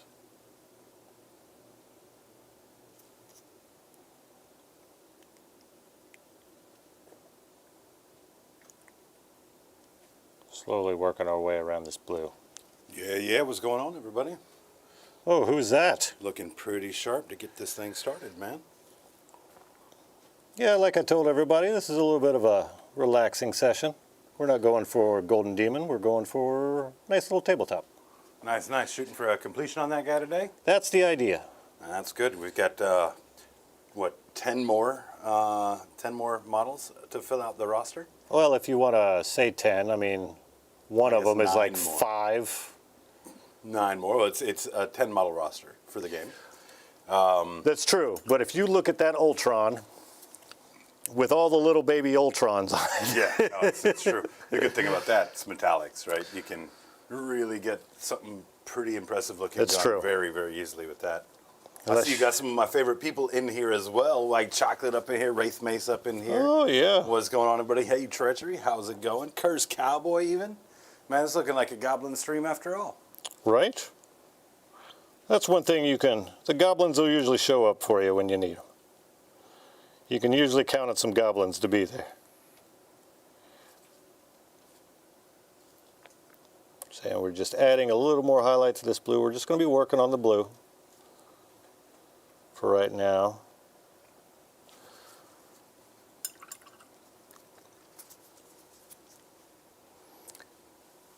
And as you can see, that's coming up. Again, it's pretty loose. We're not getting too crazy about being super, super accurate. Let's see the back of it. Well, hold on, man. Get that shield out of the way. I want to see America's ass. Oh, you can't. I glued it. But you got to protect America's ass. With the shield. Yeah. With the shield. At least the one cheek right there that we see. That's because Captain America will take drinks from literally anybody. Got to keep it protected. 21st Legion Wargaming. What's up, JC? You know, Hey, what's up, man? you guys that have tuned into the channel a fair amount so far have seen a lot of work being done on the Frost Gargant for that battle to end Alzheimer's. Time true. is taken away, running out of time to get it finished. It will be done in time, but definitely go check that event out if you're not aware of it. Of course, it's a huge charity to benefit, you guessed it, Alzheimer's. I don't know, JC, you want to share a little bit in chat here about what you guys have accomplished so far and maybe what your goals are for this year? While I try to get this in focus.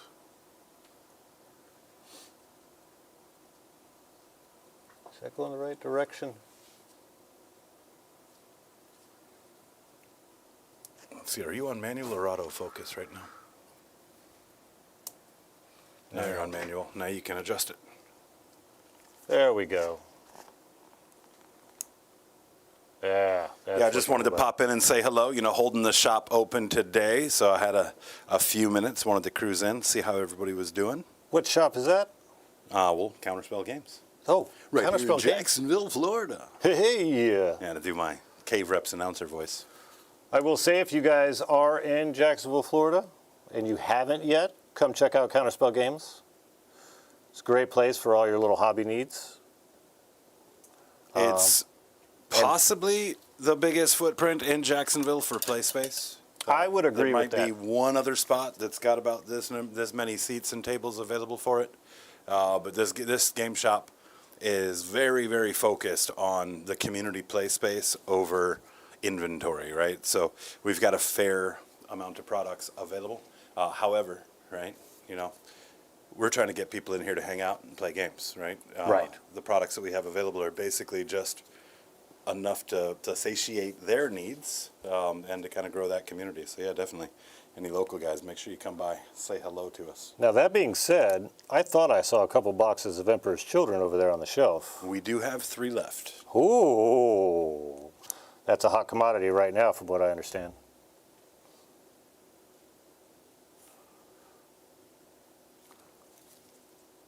Now I'm working a little more of that shadow blue in here. And it's kind of a back and forth with this.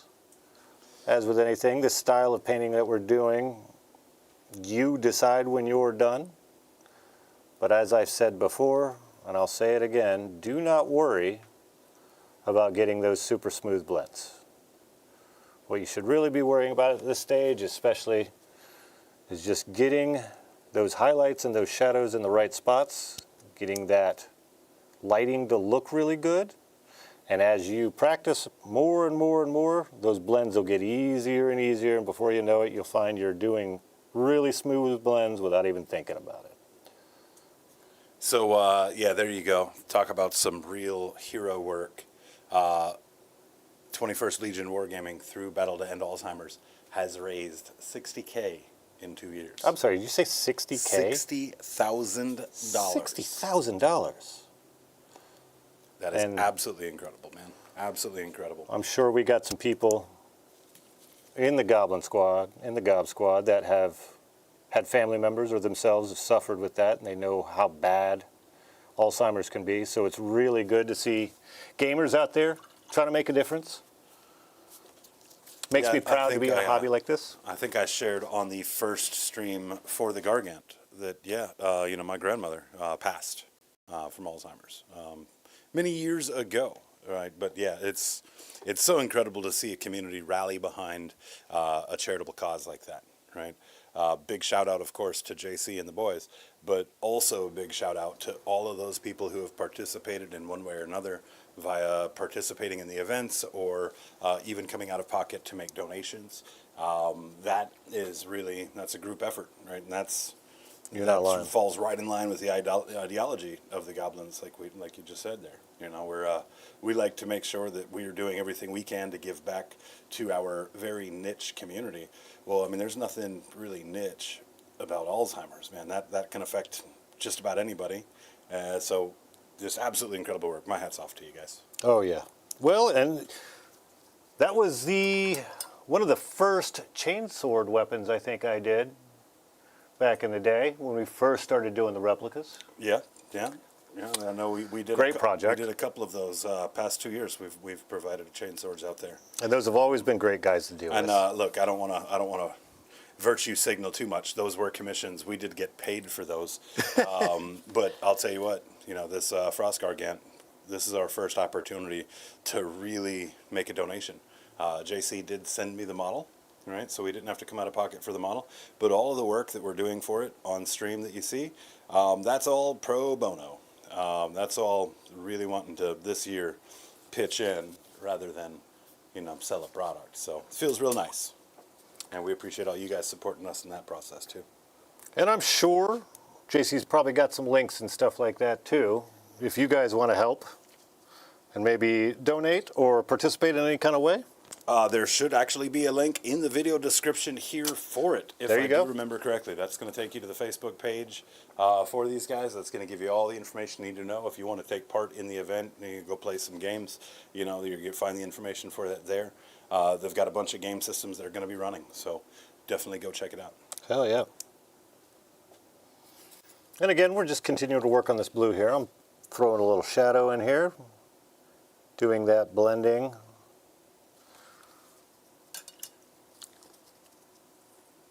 JC says they'll stop when it's eradicated or when he feels better, and he doesn't have any plans of feeling better anytime soon. Oh. I'll tell you what, Alzheimer's better watch out. It has been put on notice. I considered, JC, I considered having Cryface here, where that jersey I got from Seth, however, he would have fallen right through the neck hole in that thing. That's a 3X. I'm a little guy, so I can't wear a big jersey. Unless you want me to look like I'm in my granddad's clothes. I don't know. It could have been pretty sweet, man. Like, had your shoulder hanging out of one side, had that whole 90s girl vibe thing going. I think that would have been way too sexy for most people, and they wouldn't have been able to handle it. I got to make sure I'm not distracting too much from the model here. That's funny. I spend all my time trying not to distract myself. Ooh. A little self-love never hurt nobody. So is everybody enjoying this time with Cryface? Think we should make this an every Monday sort of thing? We're thinking about it, that's for sure, huh? I hope to be seeing a lot more of you guys in the coming months here. Doing a lot more painting and hopefully maybe letting you guys see some of the weird choices I make when I work on some of these projects. Well, next week, assuming we can get it finished, of course, I think we should shoot to show off that Demon Prince for the World Eaters you've been working on for a while. Oh yeah, I've only been working on that forever. But I'd be really glad to get that model finished up, and I'd love to show it off. Yeah, you hear about like people hitting the wall, right? That happens in running and all kinds of different other. Well, it happens in painting too, guys. Absolutely. Sometimes you run into a project that the scope is so big that you invest a bunch of time into it, and then you kick back and you look at it and you're like, wow, I don't feel like I've gotten anything accomplished. You got to just muscle through those times, right?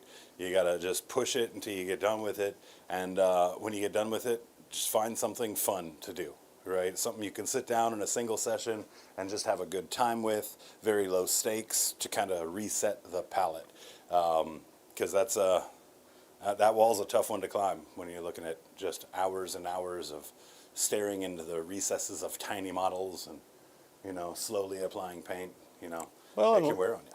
As like we always say, it's good to get an easy win after those situations to kind of balance you out.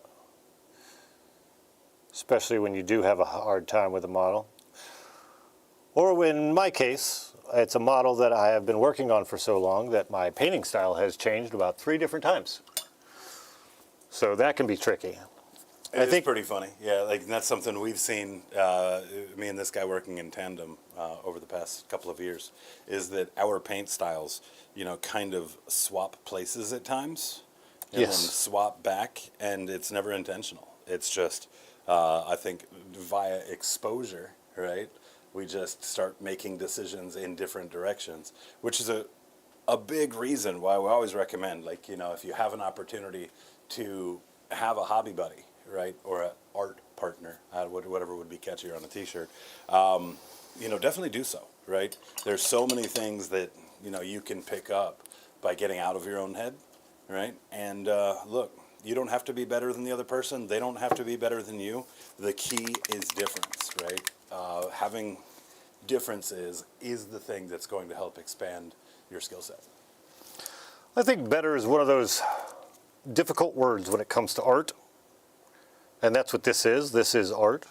And while you could say that when dealing with miniatures, some miniatures are painted the others for sure, but a lot of times it's just a different style. When you look at something like the cell shading miniatures, very different from a lot of things you see, and not using the same techniques whatsoever, very little blending, but still super awesome, and you can tell when it's done really well. Yeah, that's fair. I don't have as much of a problem with the term better simply because there are so many different styles like you mentioned, but each of those styles require that you get to know the technical application, that you get to like master techniques, master the paints that you're using, right? And there are certain things, and I'll use your blending for an example. Well, you are way better at blending than I am, right? The amount of time you've spent really mastering that skill, well, that's one of the number one things that I stand to gain from the education that you've given yourself just by kind of soaking that up. Right, so better in terms of like better overall, right? I agree with you on that, right? Art is art, and creative expression is creative expression, but there are so many skill sets, Yes, to really define in this hobby. yeah, I guess a good way to look at it is don't consider a style better than the other. Look at technique. That's really what you want to. Right. Your brush technique, your airbrush technique, your glazing technique, get those better. But by all means, experiment with style. Experiment with the different types of paint or the types of techniques. Have fun with it. That's a really fun part of the journey too, Curse Cowboy. Curse Cowboy says, I'm a novice at best, but every time I put a brush to a model, I like to think I'm getting better. Dude, I've been painting for off and on 20 plus years. Right. I painted my first model, I guess longer than that. I painted my first model when I was 14 years old. Old Necromunda model, for those of you guys tracking. And just to give you the age, that was BC. Yeah. At 45 now, I guess that's like, 30 plus years. However, when we got this whole thing started, 5 years ago for Hobby Goblins here. Yeah. Right. Being able to track the progress over that time. Just about every time I wrap a project, there's something I've done on that project that I haven't done before, or that I've done better than the last time. So if you can see that progress, that's one of the best ways to get motivated to keep painting. Absolutely. And sometimes those easy wins will show you that, because they let you express those techniques you've learned in a way where you're not outside of your depth. Allow you to just use those things that you've learned and just master them, so to speak. So Cryface, I showed you that base that I did up for the Battle to End Alzheimer's. Yes. Well, I took the what I thought was the video footage home to start working on that pre-recorded for it. Uh-oh. And turns out all I recorded was audio. Oh. And I don't know if you guys know this, but painting tutorials are terrible in audiobook form. So when you want to take a break here, we'll go ahead and show these guys what that base looks like. Unfortunately, I'm not going to have a video to go along with it like I hoped. Matter of fact, I don't know that you've seen it since I started putting paint on it. That's true. I have not since you started putting paint on it.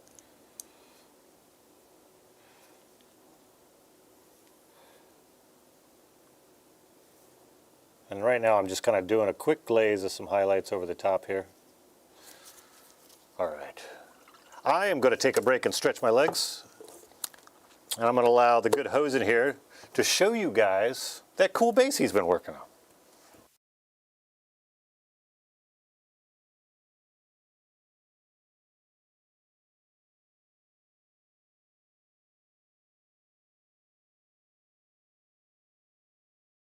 He's simply too big for this world. All right, let's get some focus in here. So, went with kind of the destroyed forest sort of idea. Next step, of course, once the model gets mounted, we're going to be, adding a bunch of detritus, fallen leaves, snow drifts, all of that to really line it up. He will orient himself on here like so. Used a lot of the same browns that were in the model itself, right? Really wanted to lean in on that environmental sort of thing. But a lot of the colors that you're seeing here are because of that environment. But yeah, definitely off to a very, very good start. No, it looks really sweet. And I think that's a good lesson for people too, is that if you're painting different things, use similar colors that you've used on the model. As long as you're using some of the same paints, it's all going to look like it goes together. It's all going to look like it's in the same world. Yep, I am excited to get back to work on it tomorrow night, of course, right here, 7 p.m. on Gob Ross and Friends. All right. I'm going to take a quick break from this blue here. We're going to pop some red on this and play around with some of those. Give our blue a little bit of time to dry a bit. Yeah, that Gargant I'm a little jealous because I was going to paint that originally, but I didn't have the time for it, so he got it. So he better do a good job is all I'm saying. No, I'm just kidding. He's doing great.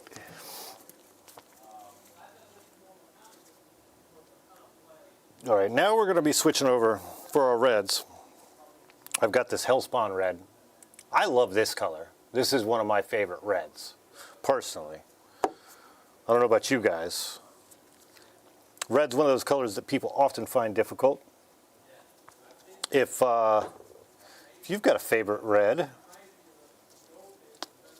sound off down there. Let's get some of those favorite paints that people have and let people know about them. Share that knowledge. All right, here, since it's just the gloves and we've got a lot of cleanup, it's going to be a lot of edge highlighting. Excuse me, to start with here. So I'm just going to be pushing this red right around that edge right there. Cleaning that up a little bit.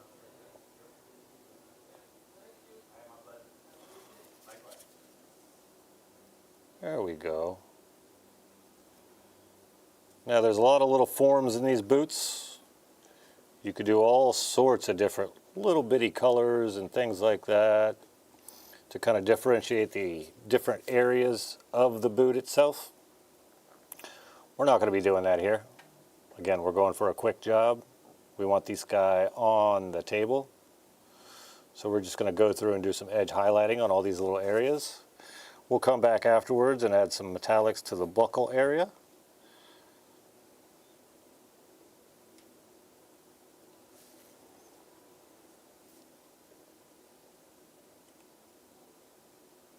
And as you can see, I'm throwing a little highlight right at the bottom of this section here where the boot starts to flare out from the wrinkles.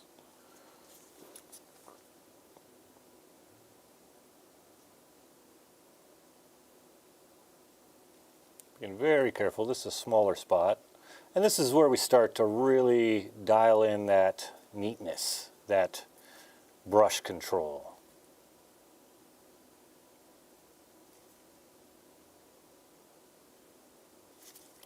I'm just going to go around this piece here, throw that highlight on there.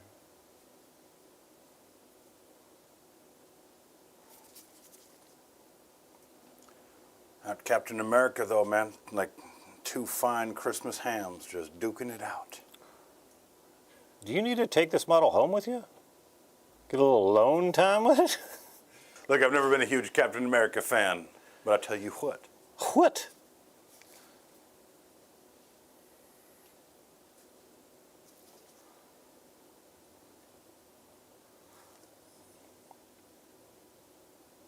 I think it's good.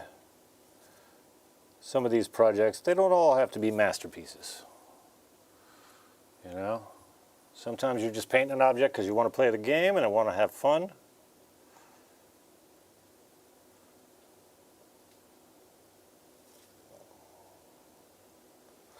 And again, that hero shot's right here. So we want to focus all of our highlights there.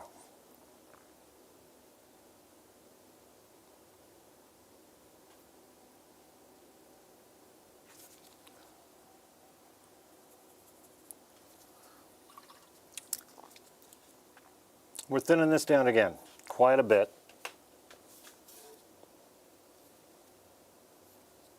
See, that's kind of a transparent paint. We don't need too much.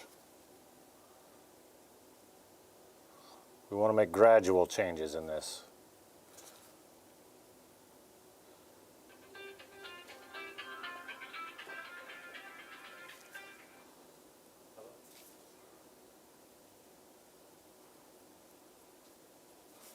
This is a fun project because not a lot of people get to see a quick paint job from me. I get commissioned to do a lot of bigger models and hero models, HQs. It's nice to have something that I don't plan on spending a whole lot of time on. We talk about those easy wins. This can be one of them here. We're going to move over to this glove. Start pushing some of that brighter red in there.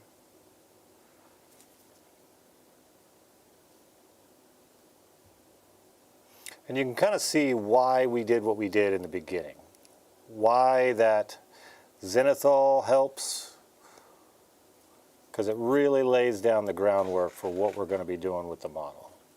And it really helps us figure out where those highlights are going to be, but also letting those areas that are darker, since we're using thinner paints, shine through darker.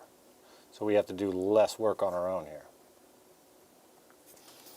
I'm going to grab a little bit of this, a little less thick here. As you can see, a little bit more of an opaque paint. We're going to come in here, and we're going to do this little highlight right here. And get that red worked into that little area where that stripe is.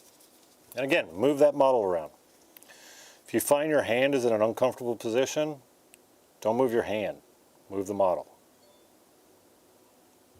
More often than not, that's what the problem is.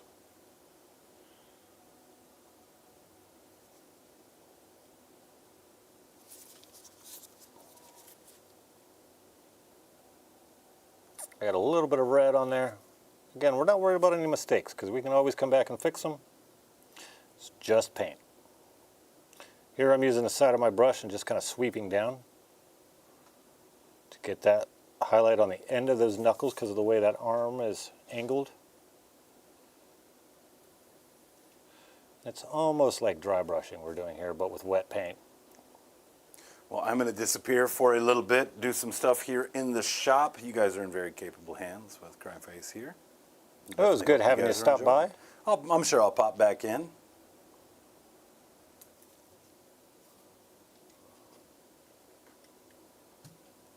And you can kind of see we left this area pretty dark. We probably could have lightened that up a little bit more.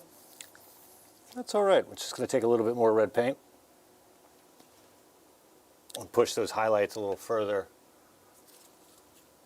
than what we're at right now.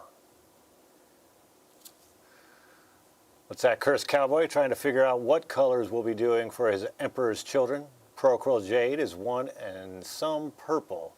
I do like the ideas, jade and purple. That's really good. So you're not a very patient painter. Yeah, that's a tough one. If you're not super patient, well, work on techniques that operate very fast, using a lot of contrasts or thin down paints, airbrushes. There's ways you can work around that. Personally, I'm a little bit too much of a patient painter. I enjoy the act of painting so much that sometimes the finished product can get lost on me.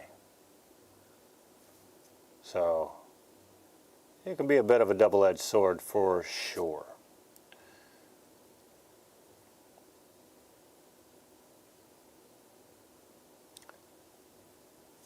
If you notice, I'm just working my way around the model, painting the different areas. If I make a mistake, I just move on. I'll come back and finish it later. There's parts of these boots I'm thinking about making a different color. But that's how we work sometimes, is we decide what we're going to do as we're doing it.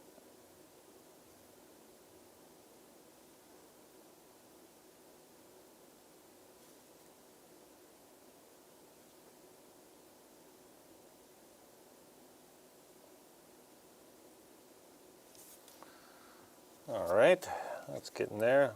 Let's go over here to this arm.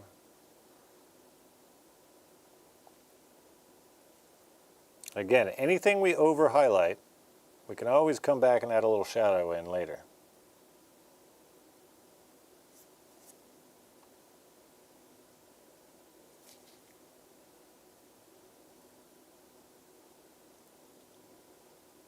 If you notice, I paint the detail, like here on this muscle.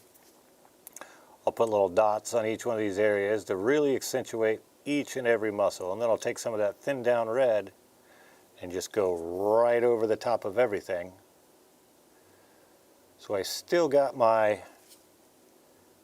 shadows that I didn't paint, but now I'm putting paint over everything and it's kind of blending it out a little bit. Oop, blending it out a little bit. Oh my God, Mushroom Mondays? No comment. I cannot respond in the positive or negative on that one. I don't know what he's talking about.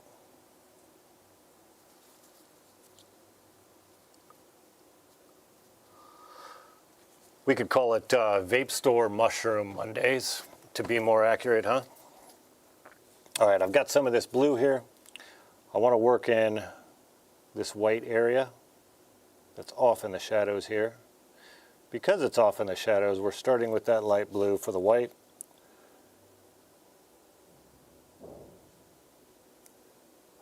And we'll slowly work some white in there. But to start with, we want to get this nice base white, base blue for the white. You see all these mistakes on that brown?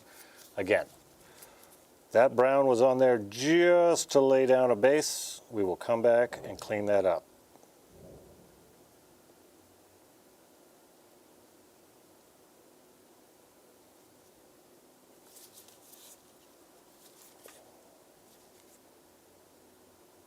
We'll have to clean up some of that.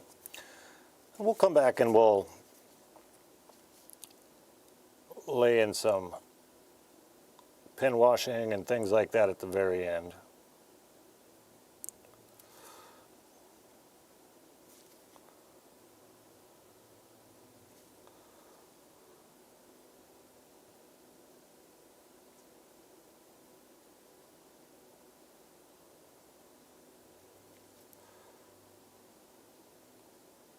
Blending out some of this blue still.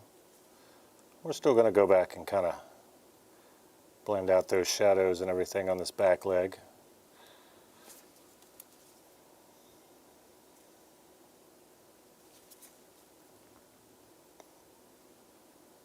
Get it a little bit more like the front here.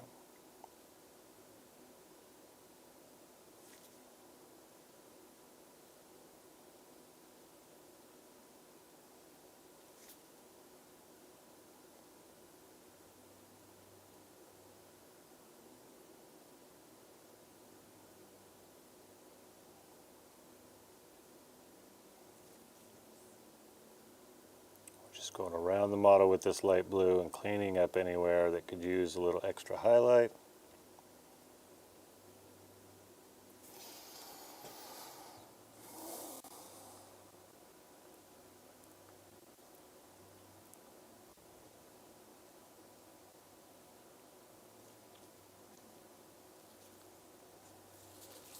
All right.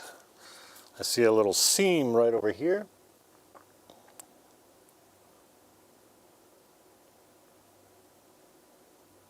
Just going to lay a little edge highlight right on this seam.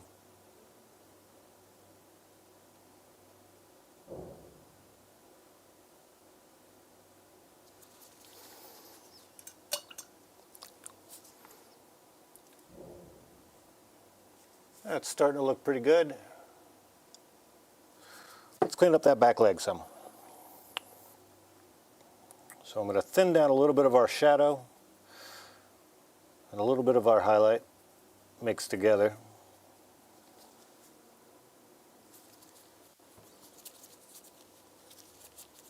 Give you guys an idea here. That's kind of what we're looking at. A little thin down, but not too thin. I'm going to come in from the sides and go over that light blue more than anything else, just around the outside layers like we did before.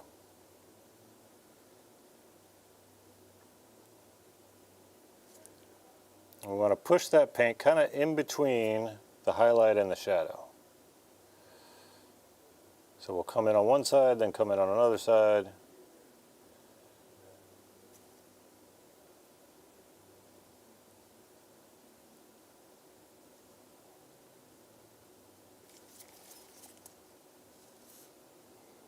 Come over here, clean that up a little bit.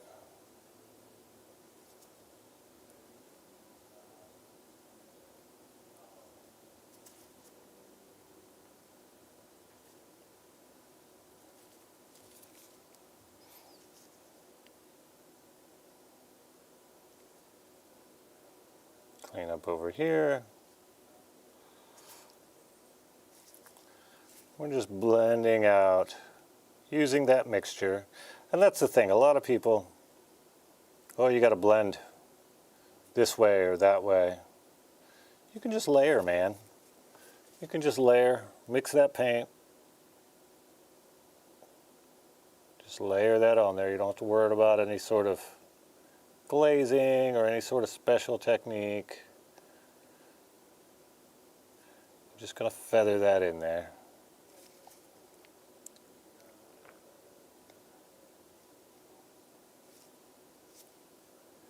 Use the side of the brush here. Get that little seam.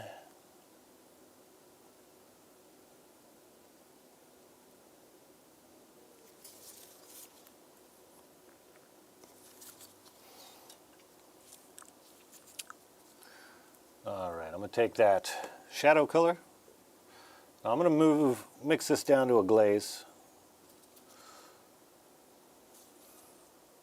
In this case, I am going to glaze. I'm just going to kind of glaze over the outsides.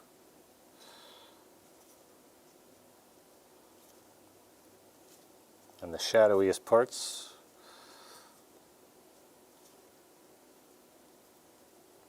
This leg, since this leg is kind of moving into the shadowy area, just do that whole leg pretty much on the front. Refine a little bit better on the back here.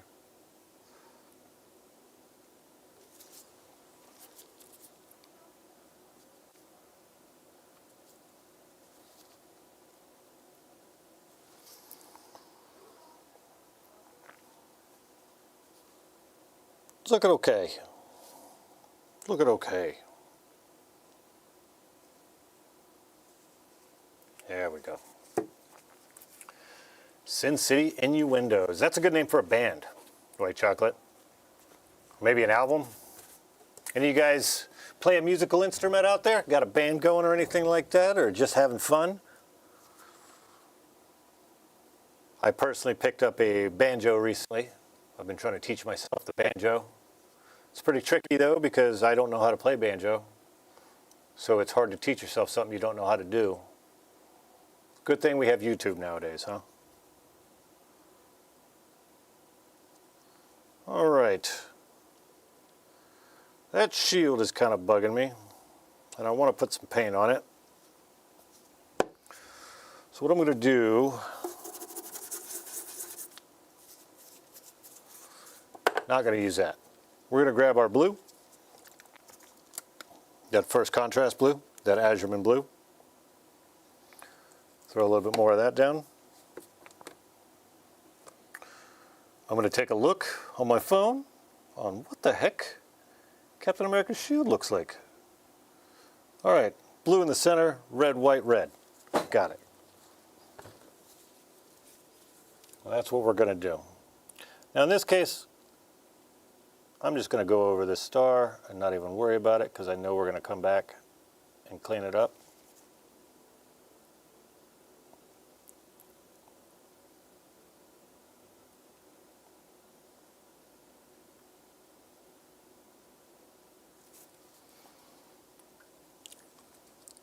Grab some of that red that we had before that was still on our palette. And it's red, white, red.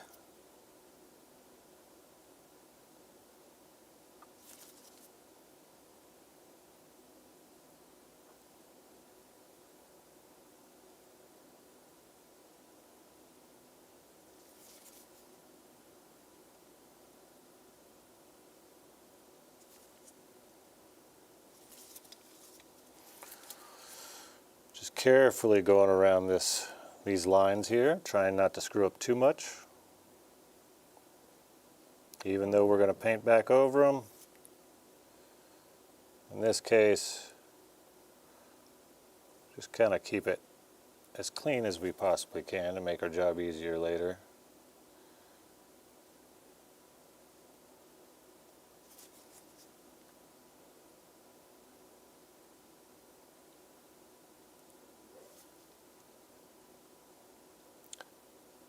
Now this shield, I don't know if we'll do some non-metallic metalness. Probably not this time, but I think I'll paint it in a way that we could add that later if we really wanted to. All right, that's the start of some color. Now I'm going to take that medium blue white mixture, and that's what I'm going to do for that white ring to start with.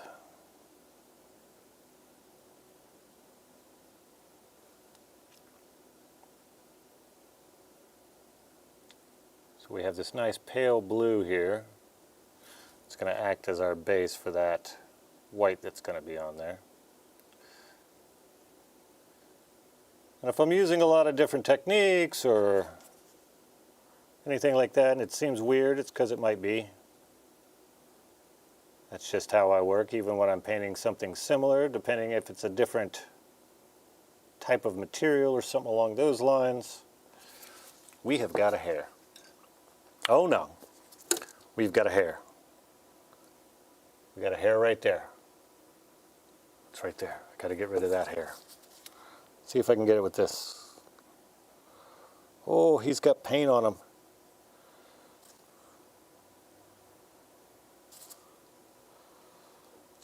Man, a hair can ruin your paint job if you're not careful. You do a really good job painting something, and then you got this big old hair sticking there. Oh my God, I can't get it.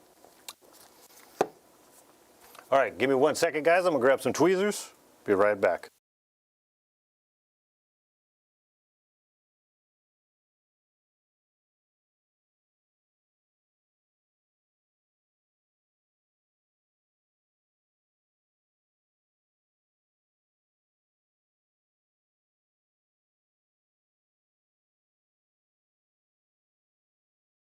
All right, we got our tweezers. Where's that booger at? Oh no, these tweezers aren't great. Ah. Can I get it? Almost. All right, we're gonna call that close enough. Take some of this red paint. Go back over that sucker right there. Might as well do a whole loop around this real fast. See, sometimes you just gotta adjust. You get a little speed bump in your project, like a hair. You just gotta adjust.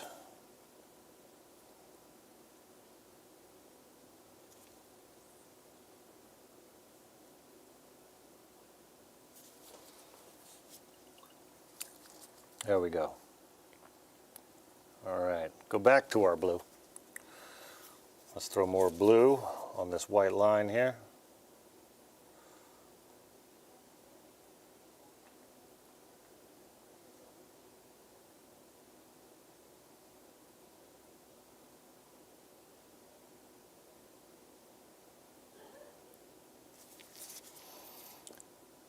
Just keep working our way around this line, using the side of our brush to catch that edge.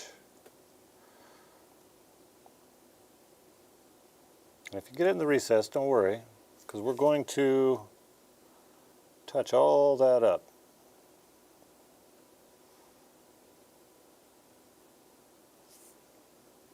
I think a big trick to a lot of this is if you make a mistake, just keep going.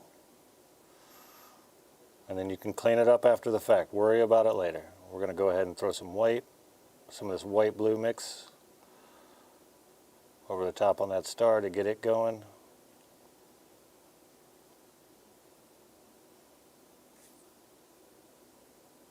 Got my big dumb head in the way. All right.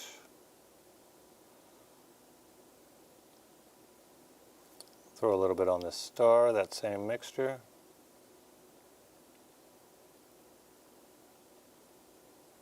Smooth this star out just a little bit. Throw a little bit on this A.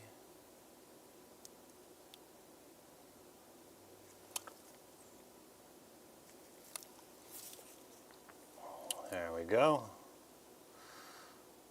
At the start of a lot of different stuff going on here. This is good.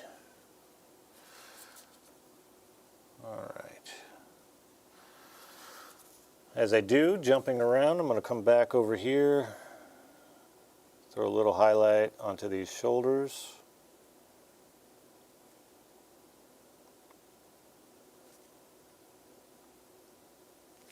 This back area here.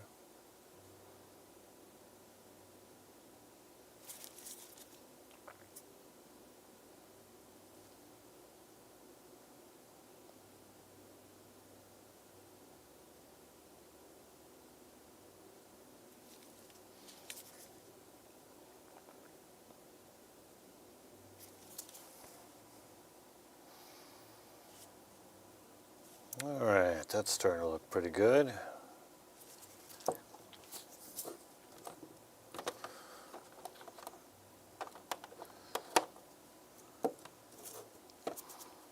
All right. Now I'm going to take, as soon as I find it, take a little bit of this frost blue as kind of a grayish tone. Here. We'll work on those parts that we painted purple earlier on the chest. I'm going to mix a little bit of that purple in with it to start to get that edge highlight in there. Again, we don't want to do it all at once. We don't want to just throw on some brighter color right away. I want to build this up a little gradual. That's how I like to do it.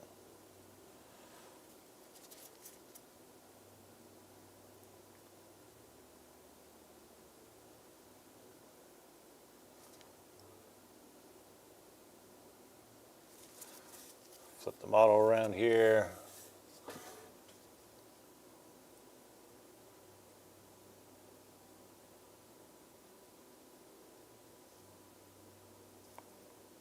Go on the other side here. Grab that edge.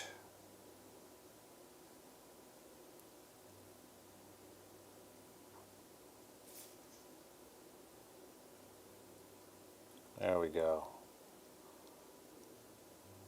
Put a little highlight there, a little highlight here, highlight, highlight.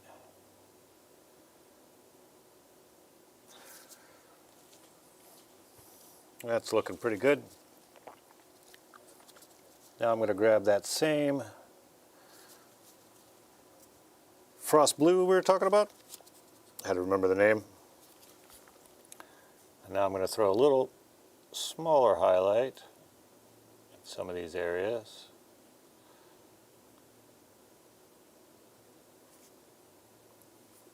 If I can get my big dumb head out of the way.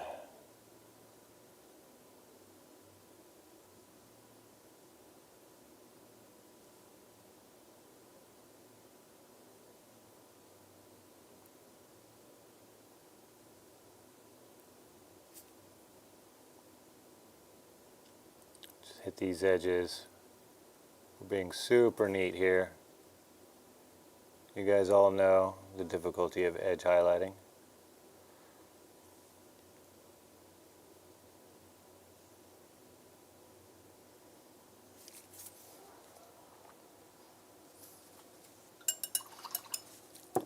There we go. Just leave it on.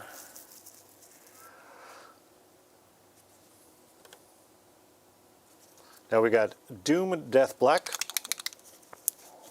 I'm going to use this to just kind of darken up that purple area a little bit. Add a little more contrast to it. Separate it from purple just a little bit. A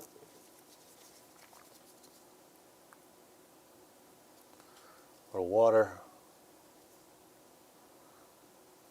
Mix that together. Nice black. Now what I'm going to do is just kind of push this into the shadow here on this purple area.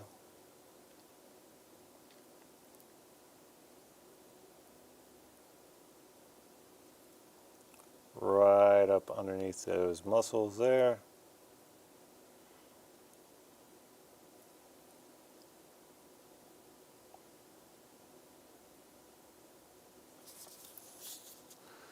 And you see that gives us a nice little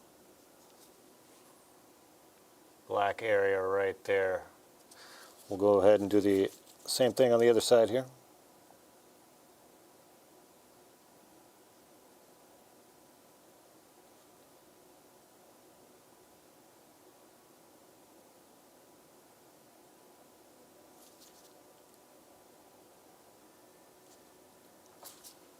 There we go.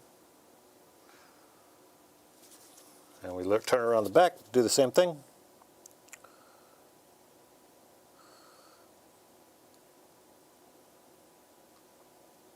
I'm going to go a little darker in the back here. We haven't done our highlight. We'll come back and do that if we need to touch up.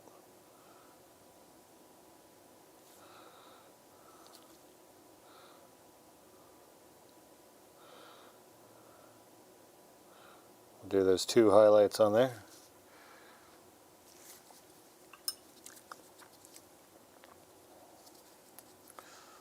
Grab that purple again, mix it with some more of that blue. Mix it with a lot more of that blue. We get a kind of lavender color. Now, could we use another paint for this? Sure.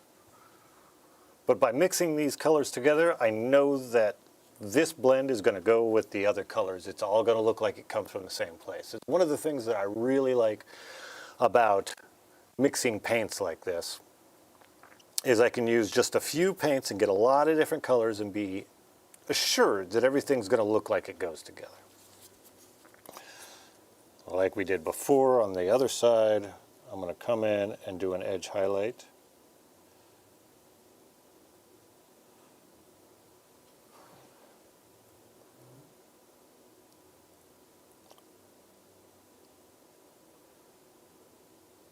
And a little bit of a regular highlight on that one muscle right there. Alright, we're going to do the same thing over here. Just that edge highlight right there.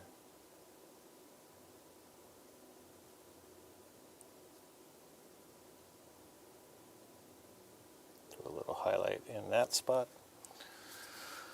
Then we go back, grab that gray again, or that frost blue as they call it. Looks gray to me.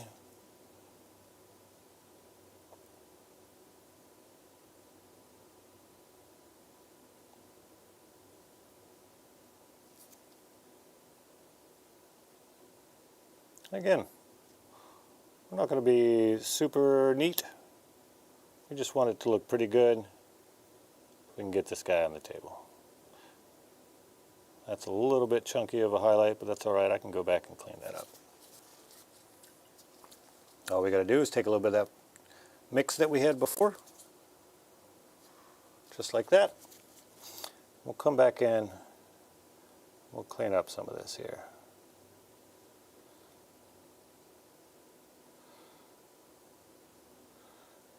We'll even clean it up further.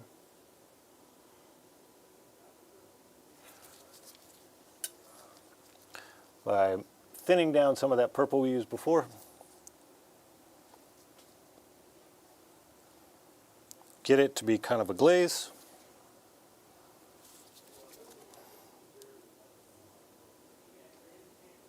Just kind of glaze some of that in there.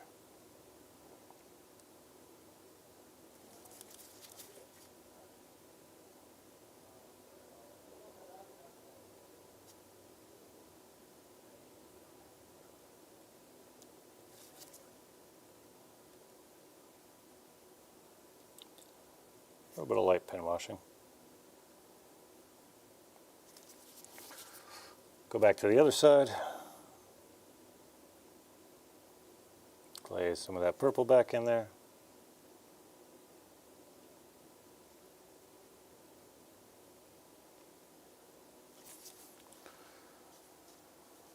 Nice.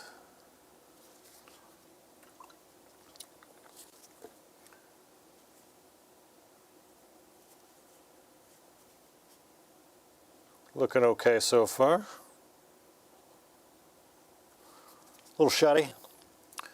But again, we're going for tabletop. We're not trying to win any competitions here. All right, I'm going to grab some of this white because I saw this star on the back and I want to touch it up a little bit.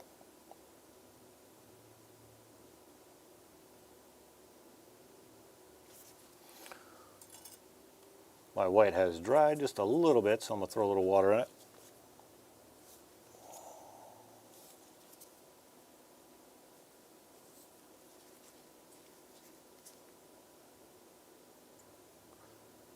Let's touch up this white.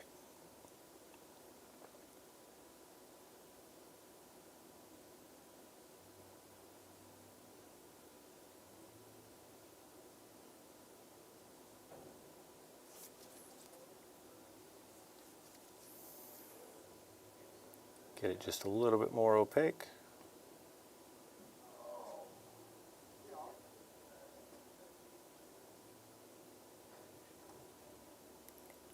A little bit of edge highlighting there.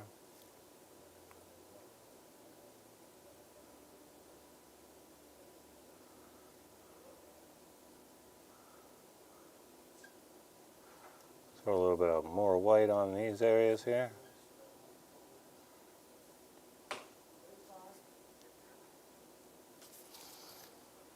All right, that's looking pretty good. All right, guys, I'm going to take 5, stretch my legs. Give me a minute. I'll be back in just a minute.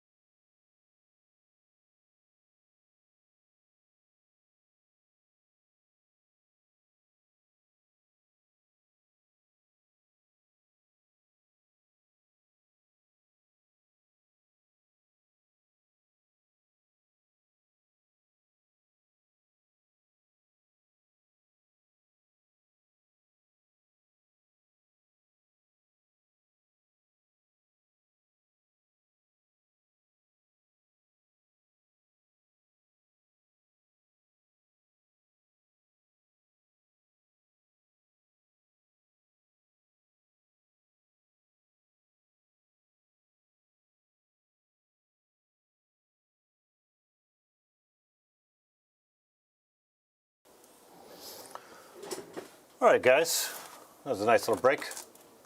Had to run to the restroom real quick. Hopefully you didn't hear it. One day I'll figure out how to operate these microphones.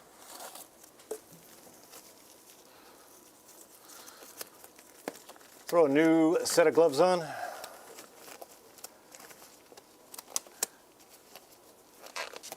And I think I'm going to go ahead and throw some flesh tone onto that face so we can get that going.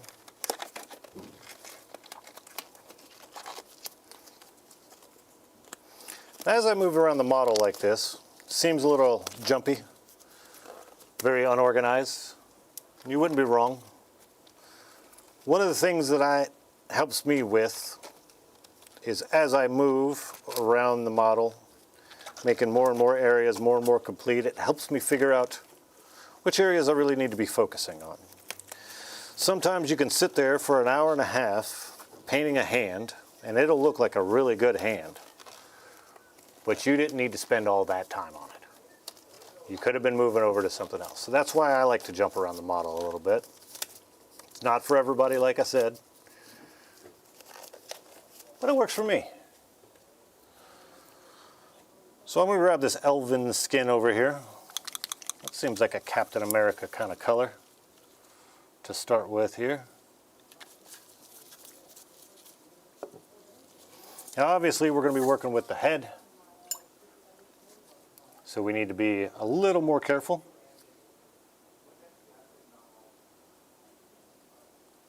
We're just going to work the skin tone over that red that we did before.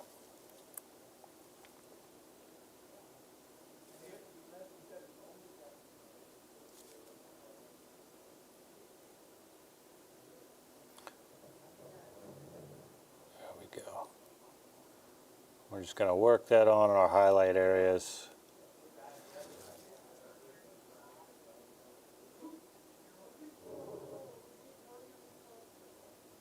Kind of drawing it on, more or less, that face shape.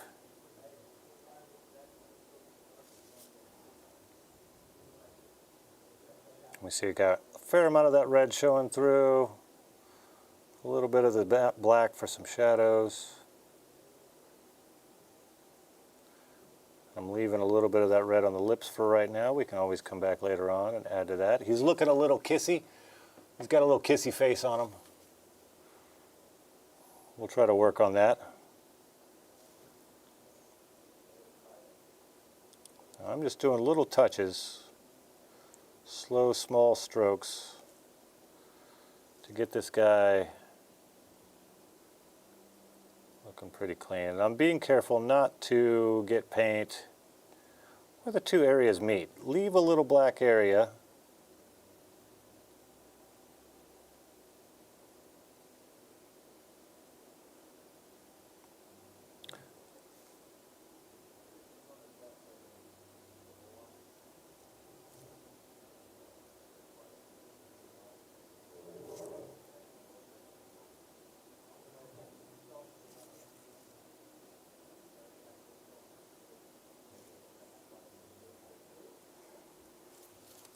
Man, that is a kissy looking Captain America. Don't know how I feel about it. We're going to take some more of that skin tone. We're going to work that into the eye area here. We want a little bit of Cap's skin showing through here, and we'll come back and darken this in later around the outside edges. But we do want a little bit of that skin showing through, so we're going to go ahead and paint that whole eye area of the skin tone. And then we'll add the eye variation and some more shading to it after the fact there. I'm going to come up from underneath, get that chin.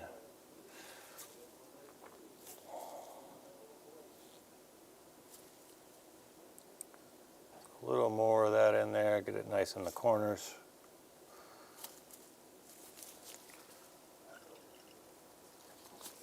Nice, nice, nice.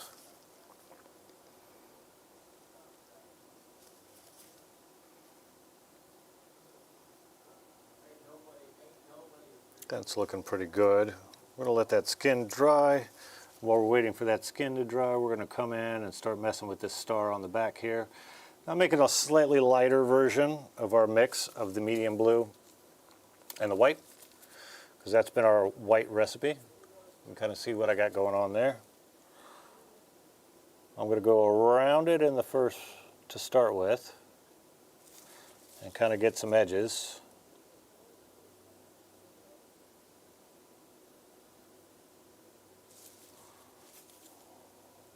Tighten up that brush just a little bit more.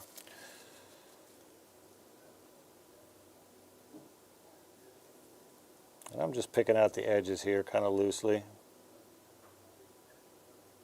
Kind of a big chunky edge highlight, because this is not a project we're being neat on. Just trying to have a good time, make it pretty loose fit.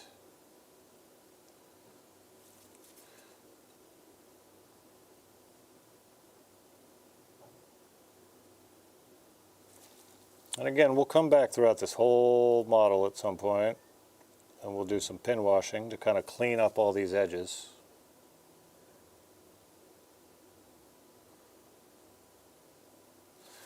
All right, that's not too bad.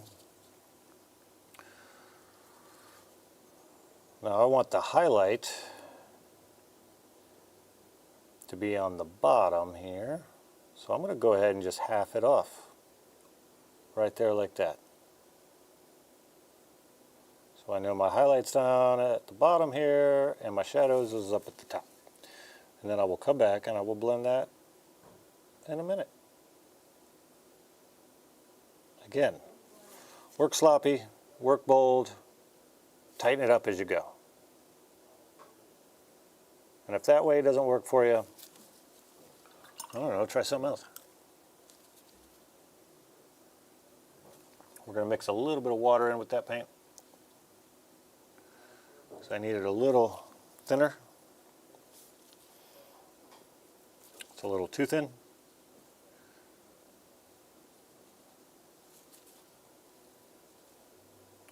That's pretty good. Now I'm going to go right where those two colors meet, and I'm going to pull down into the white with that, or that bluish white with that really thin down color. Then I'm going to take our medium blue and grab it and work it in there some.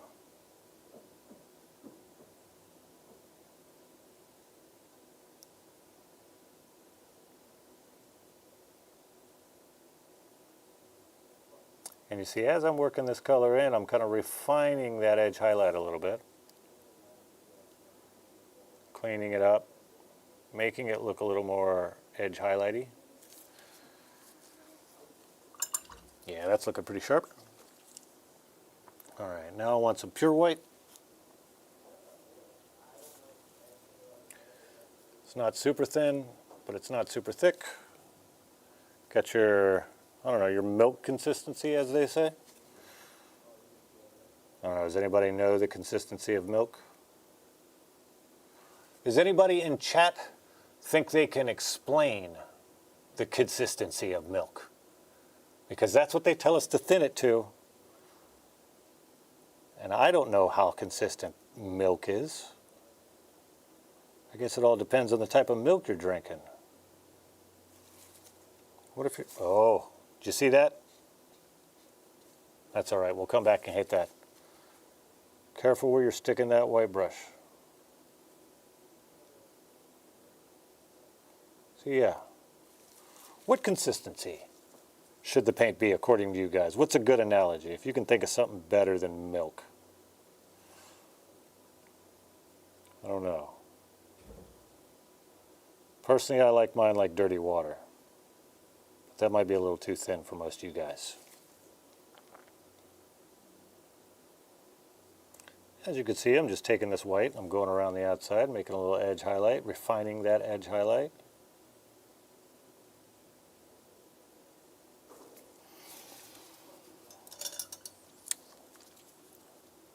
And we go back and take a little bit more of our blue-white mixture.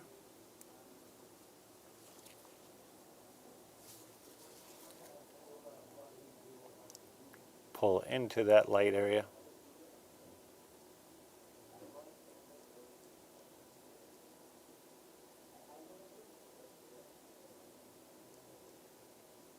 These are very light brush strokes.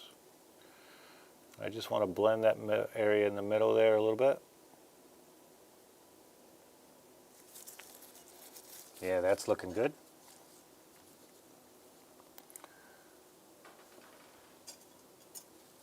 I'll take a thin down version of that middle one more time and come back over it.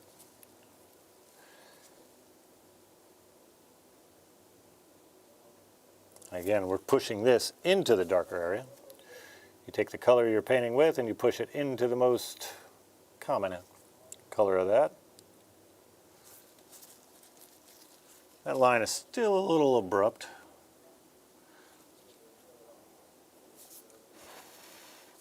That's me blowing on the model.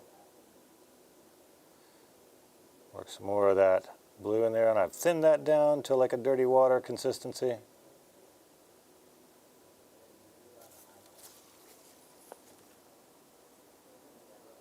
That's not looking too bad.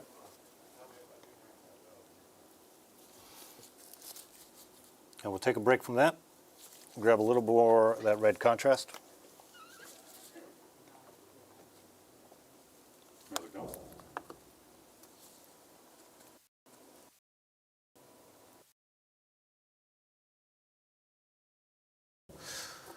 All right, now I'm going to touch up that red on the shield, because we got a few mess up spots. We need a little bit more of a consistent red on it. And you still, this is one of the few places on the model you want to be super careful with the type of paint job we're doing. Even though we're kind of going loose and we're kind of having fun with it, and we're not trying to make it a masterpiece. The shield's very important to cap, and it needs to look sharp. And with these straight lines the way they are, we're probably a little better off being a little neater than we normally are. Get that outside edge real quick.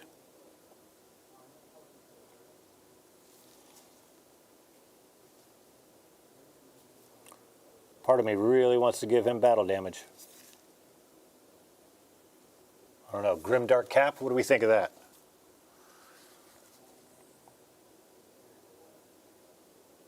All right, now we're doing this inside line, which is going to be a little trickier.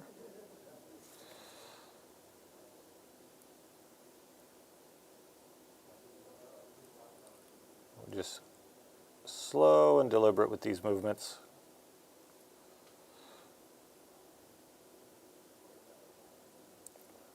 We can always still touch up if we need to.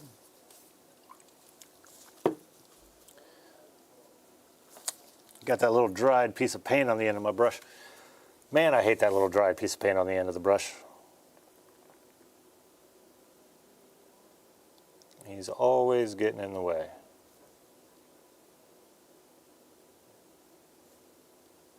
Now what I'm trying to do here is get this red right into that recess if I can.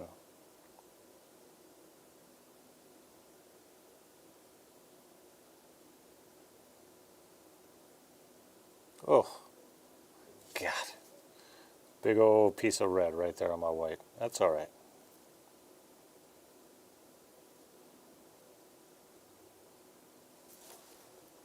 More red on the white.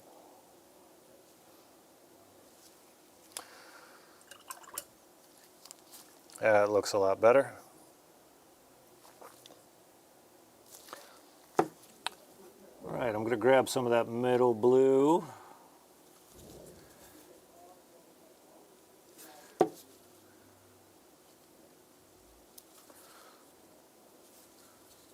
I'm going to create a little bit of edge highlight on this blue area here.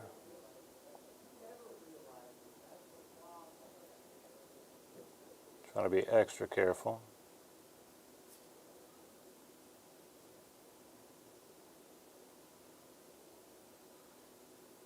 These little thin details, they can be really tricky to do edge highlights on. Just for the fact that it's harder, you can't really use the side of your brush like everybody likes to.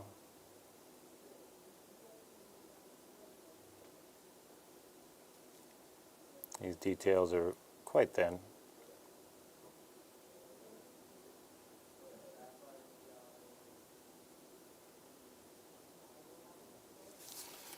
Let's flip this model over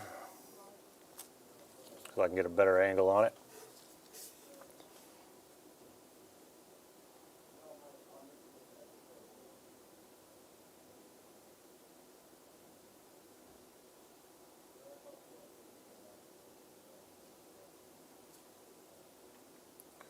Right up the arm here.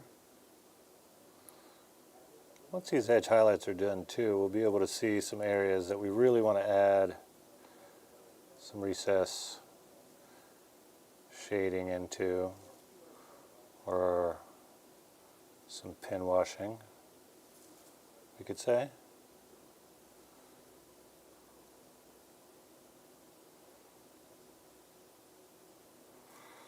Alright, I'm going to go up this way.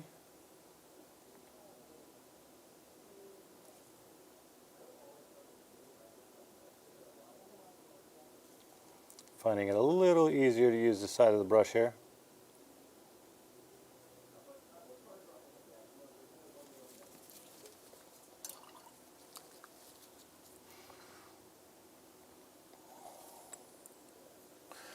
Come along this side.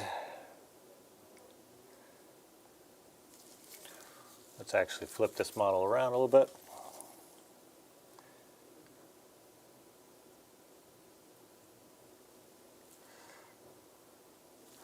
See if we can get over here.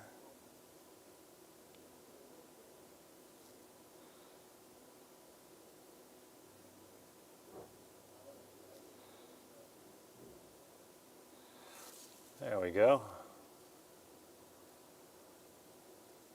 All right, that's a little bit of an edge highlight.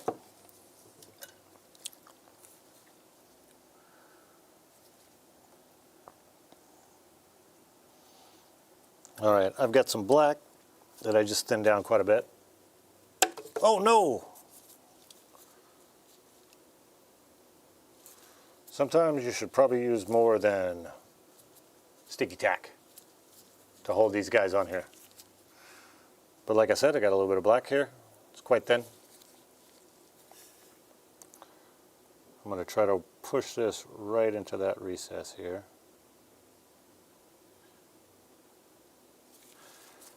Because these lines are quite messy.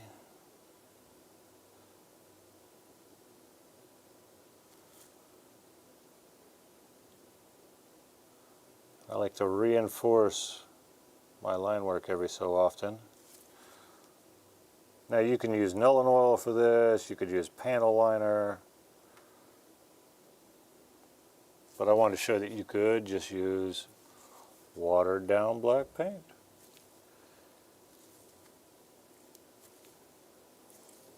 But you do need to have a pretty good point on your brush. Again, anywhere we screw up here too, we can go back and clean up those edges.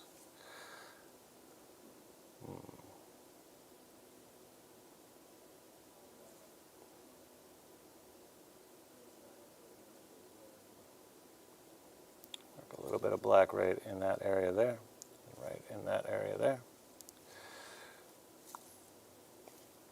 We've got this area over here. We're going to work a little bit of black line right there.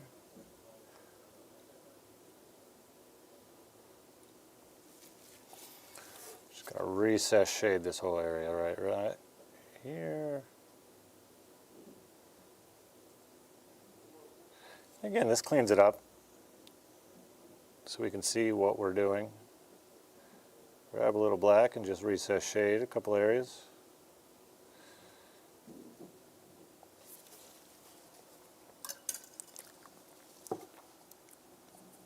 Now for the blue section, I want to put a little bit of a recess shade there too.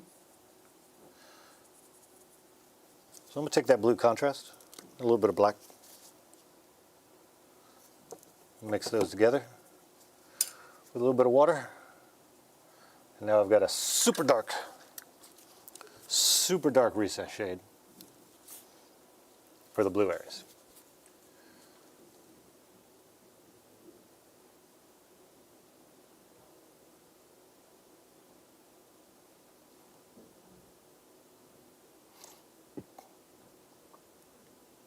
And that'll work extremely good right up against this white. And then if we get it anywhere else, including the white, it'll be fine. Go back over and fix that, no problem, because it's already got the blue in it. That looks pretty good. Now I wonder, can I use this mixture anywhere else maybe? Maybe not. Ooh, right over here. And I can already see we're going to need to clean up some of these edges.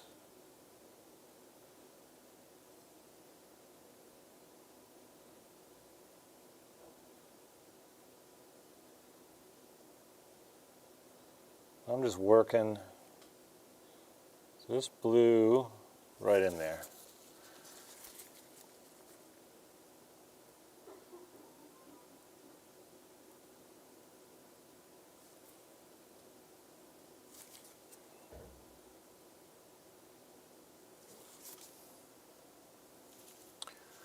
All right, that's looking pretty sharp. Let's see if we can clean up some over here. Oh my God. Don't set alarms on your phone while you're streaming. It's not a smart thing to do. That's all right. I'm still learning this streaming business. It's interesting nowadays to be an artist. It seems like you've got to make content. It's a good thing that you guys are fun to make content for. Otherwise, this would feel like a job. Nerds. Someone said nerds behind me. I take offense to that. All right, we're just doing a little cleanup. When's the last time you stood up and stretched? Just a few minutes ago. Nice. You want to take a look real quick? I do want to take a look. I very badly want to take a look. I'm going to let Jacob take a look here at my messy model. I've got it on the TV out there in the shop. That way anybody who rolls in, I can be like, look, we make cool things. Now I got to remind Jacob, we're not going for a masterpiece here. We're going for a nice tabletop standard. Maybe a little over. Man, he got them pouty lips. He does have a kissy face, doesn't he? Oh, little kissy face. He heard all them like butt remarks I was making, I think. No, it's looking great, dude. Looking very sharp. And that's the thing about these MCP models. They don't have nearly the detail baked into them that a lot of the 40K stuff has. Not at all. So you really have to use your paint to create those volumes a lot more. You're doing a really nice job of that. Now that being said, they still have pretty deep details. So if you need to do pin washing or anything like that, you don't have to worry too much about overdoing the paint still. They're still nice and cut like a 30K or a 40K model, but they just don't have as much doodads. Y'all see he got that purple in there too, man. Well, you can't not paint a model and not use purple, I don't think. It's necessary. Yeah, looking great, brother. Thanks, man. I appreciate it.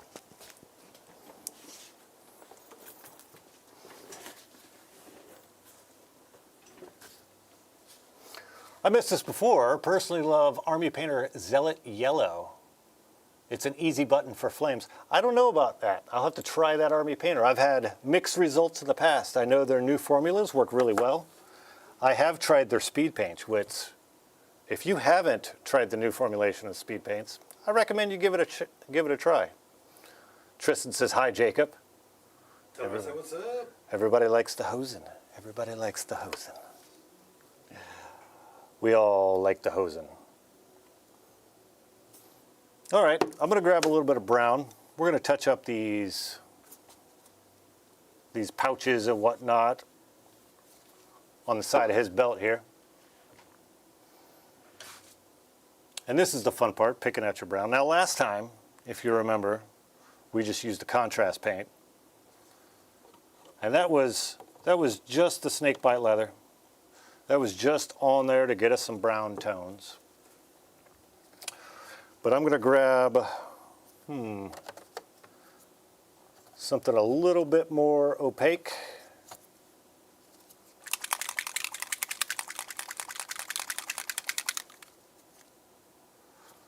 Not that one. We're going to grab this Cerebus brown and start building up a little highlights there.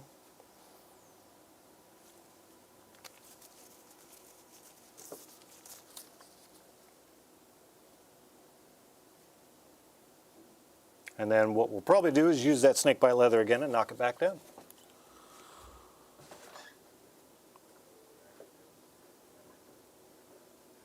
So I'm just going to add a little highlights on all these little pouches here.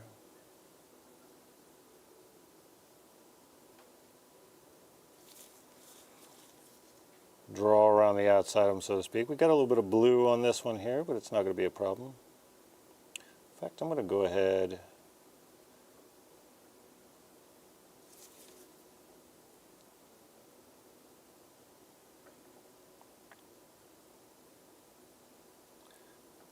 I think I'll go ahead and paint these pouches with this color. That way they stand off the belt a little bit. And then we'll use that snake bite to knock that back down a little bit. In which case we can highlight back up if we need to.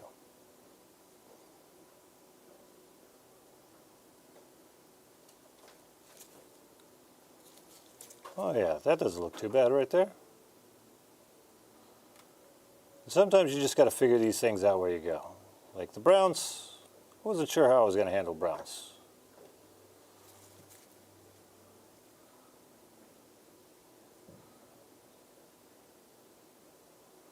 I'm just painting the whole pouch basically, except for that little area between the pouch part and the snap lid.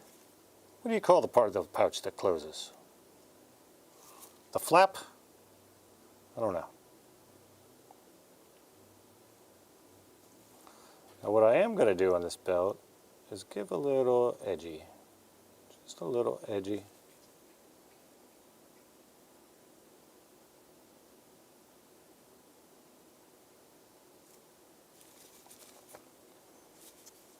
Just a little edge highlight.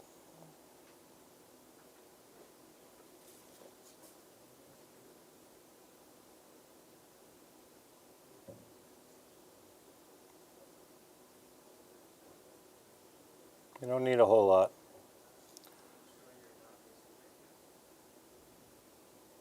And then a little bit of highlight right on this part right here because it sticks out.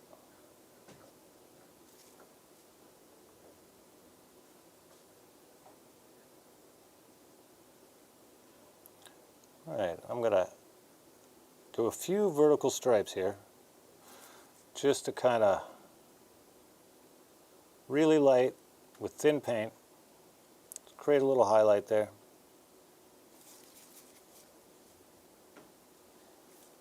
And now we're going to go back over these pouches one time. Get it just a little bit brighter, a little bit more even. But it doesn't have to be super even. These are leather, they're cloth. They can use a little variation. They don't have to be exactly perfect on here. It's looking good.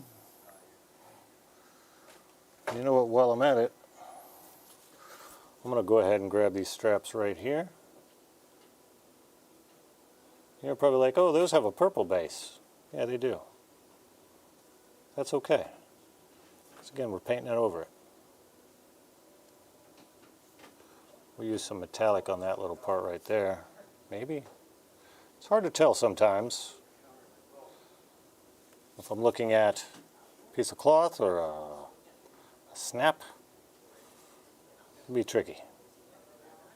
We'll go ahead and put some cloth on there. If we need to paint that with metallic later on, we always can.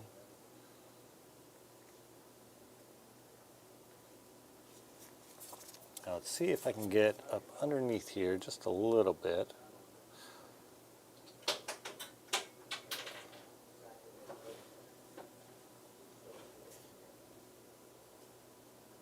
Ooh. Ooh. Got a little too much of that brown on there.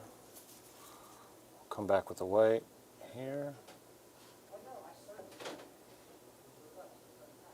Throw a little white here. Throw a little white here. Yeah.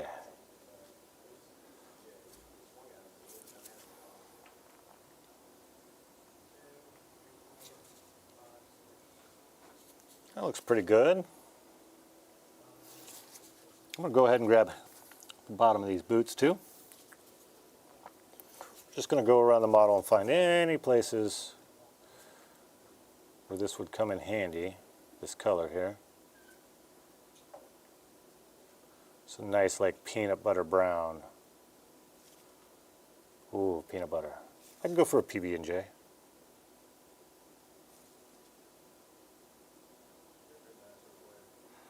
You know, I find it interesting. These streams are basically just you talking to yourself, kind of, but where other people can hear you.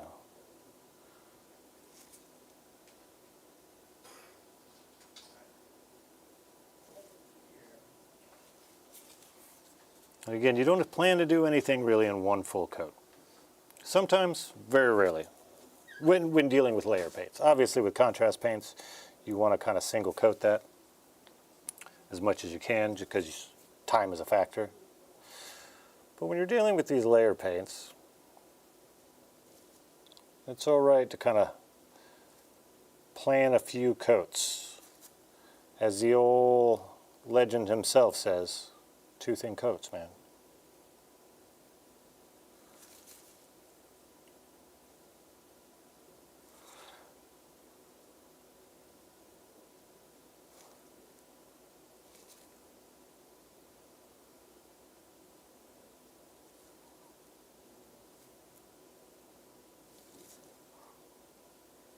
So it's been a hot minute since I've been out to a tournament. Any of you guys heading out to any tournaments here recently? Here soon? If so, what are they? Should I be heading out there too? Am I missing out? Tell me what's up, man. What should I be doing? Now I need to get out and see you Hobby Goblins out in person, because I am not much of a digital human being. Cool. Now we're just adding a little more, touching up this white bar in the center.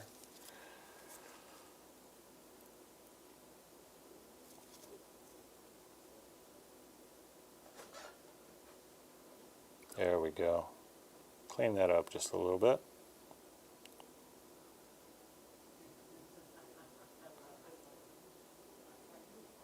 Nice.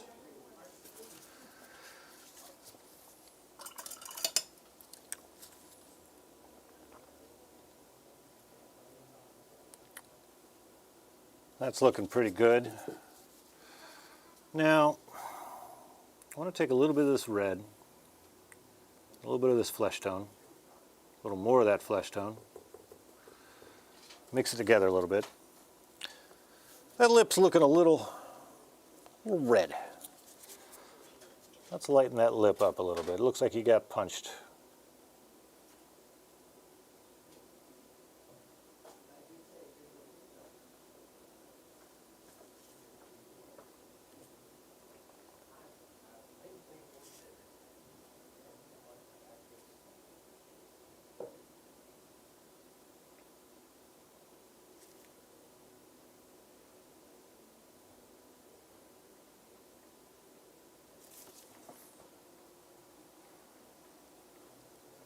It's looking a little bit better.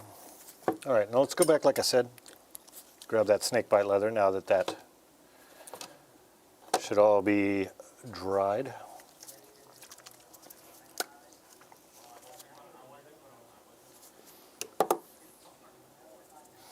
That snakebite leather is a little strong, so we're going to thin that down with a little bit of water, about a 1-to-1.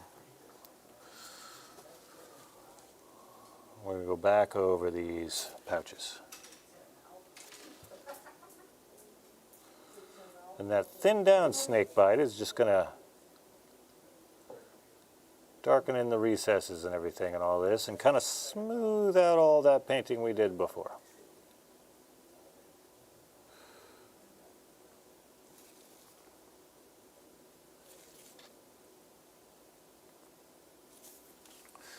And then we go over here, we're going to grab those straps.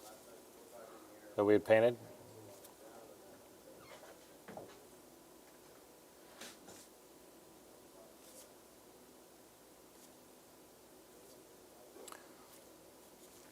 We're going to go back and we're going to get the bottoms of the boots here.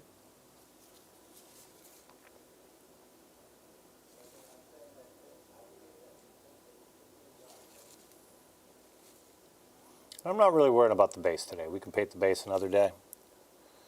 Big thing is we want to get as much a cap here done as we possibly can. Cool, cool.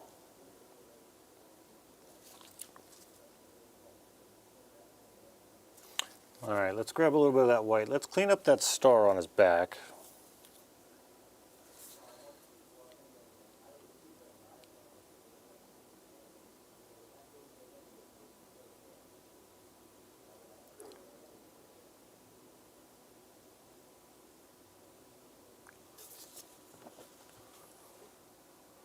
There we go. All right, now I'm going to go and touch up some of these spots here that I got red on this. Just a little bit of white.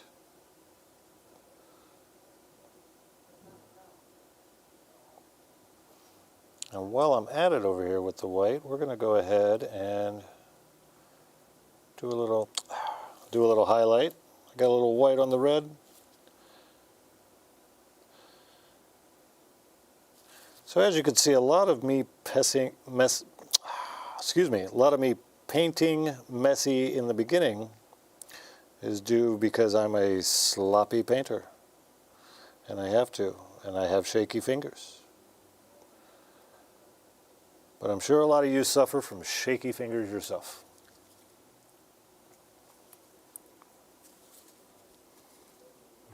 Alright, now I want that highlight down at the bottom here, just like I did on that star.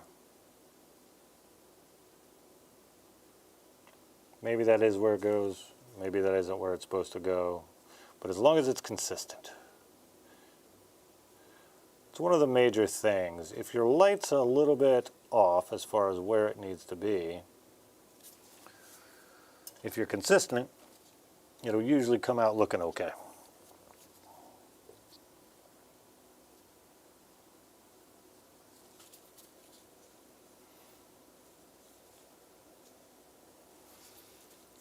Alright, throw a little more of that white over here.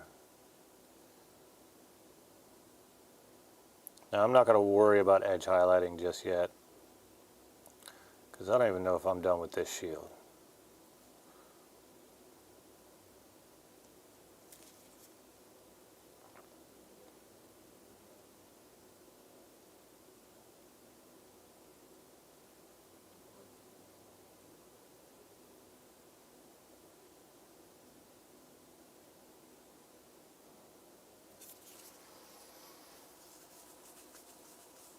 Yeah, it's looking pretty sharp.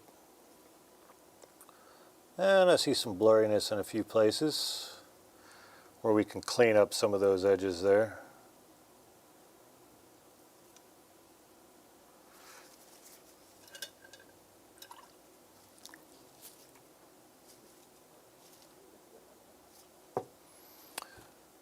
Let's see. Griffin orange.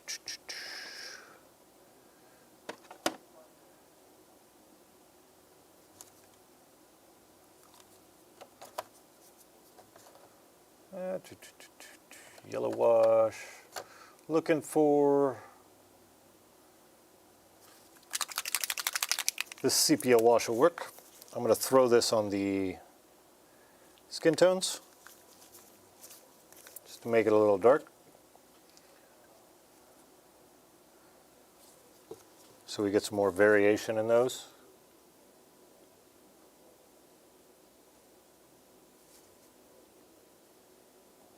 And this will also knock out some of that pink and that red from that lip. I'm going to go ahead and fill these recesses here and then clean that back out.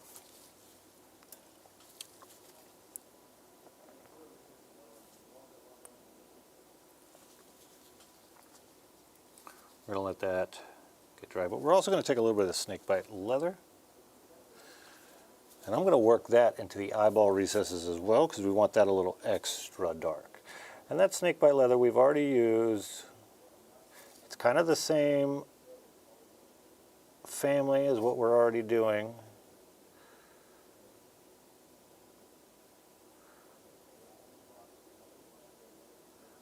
Drop a little bit right underneath there, right underneath the nose, into those eyes. While I'm at it, I'm going to throw a little bit more on this belt. Give it a little extra shading. Separate that belt from the pouches.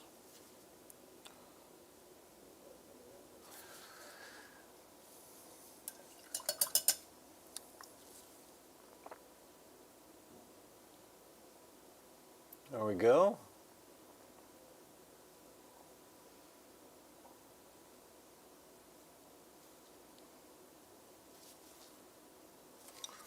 All right. Now that's a quick and dirty tabletop. Oh, actually we forgot a spot.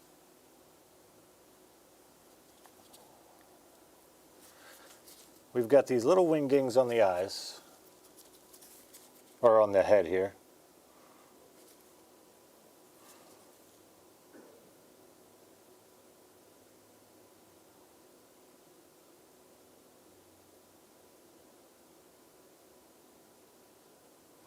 We're just going to go ahead and paint these white.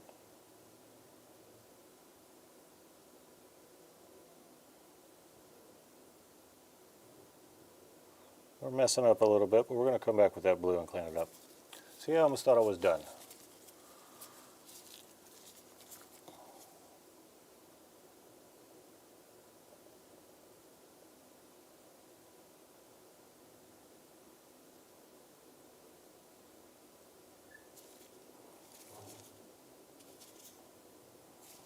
Almost looked like we were missing one.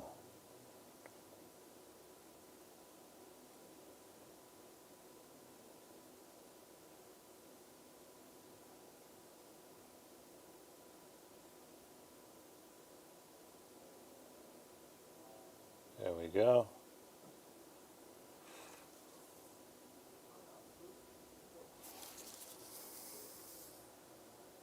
Ooh. Man, I see all kinds of little spots now. This is the problem with me. I can be a little bit too perfectionist when it comes to some of this stuff. And here I am trying to do tabletop standard.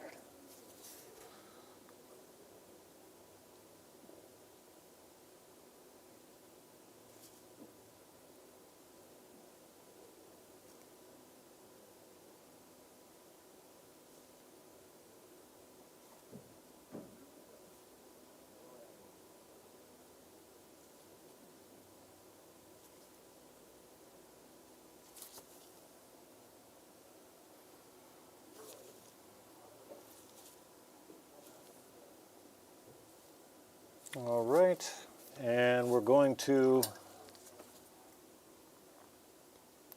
do little white dots for the eyes.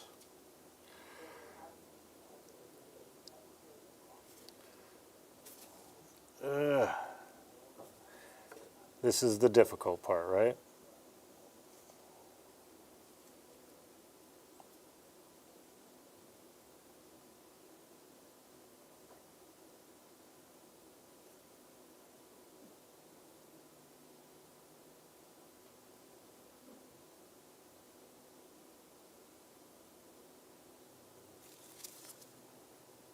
Oof.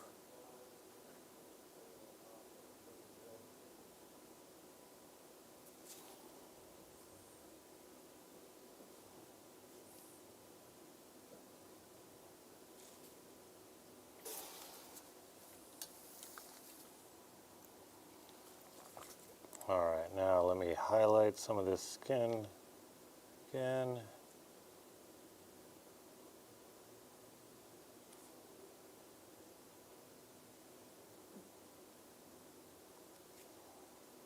And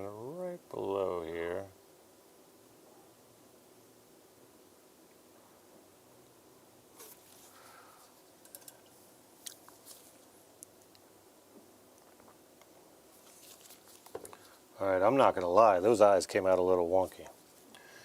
So what we're going to do is we're going to very carefully push some snakebite leather in there.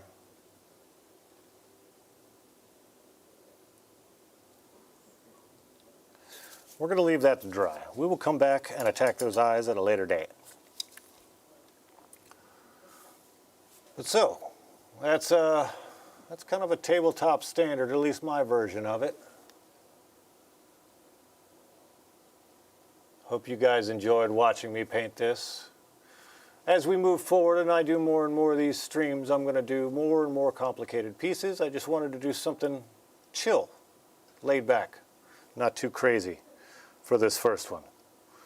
So we got to start on a little Captain America. Now, again, this is tabletop standard, but we can add more to it.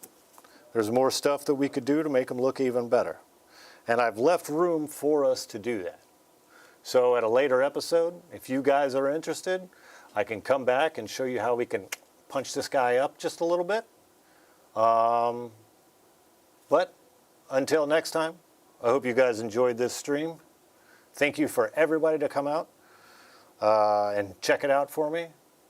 Hopefully I'll have another one up as soon as possible. I'm thinking about next Monday and making Mondays a thing. You guys let us know what you think in the comments. Mondays sound good to you? How can I make this better, obviously, too? I've only done a few streams, so critiques are always welcome. I appreciate it again, guys, and I look forward to the next one. Take it easy.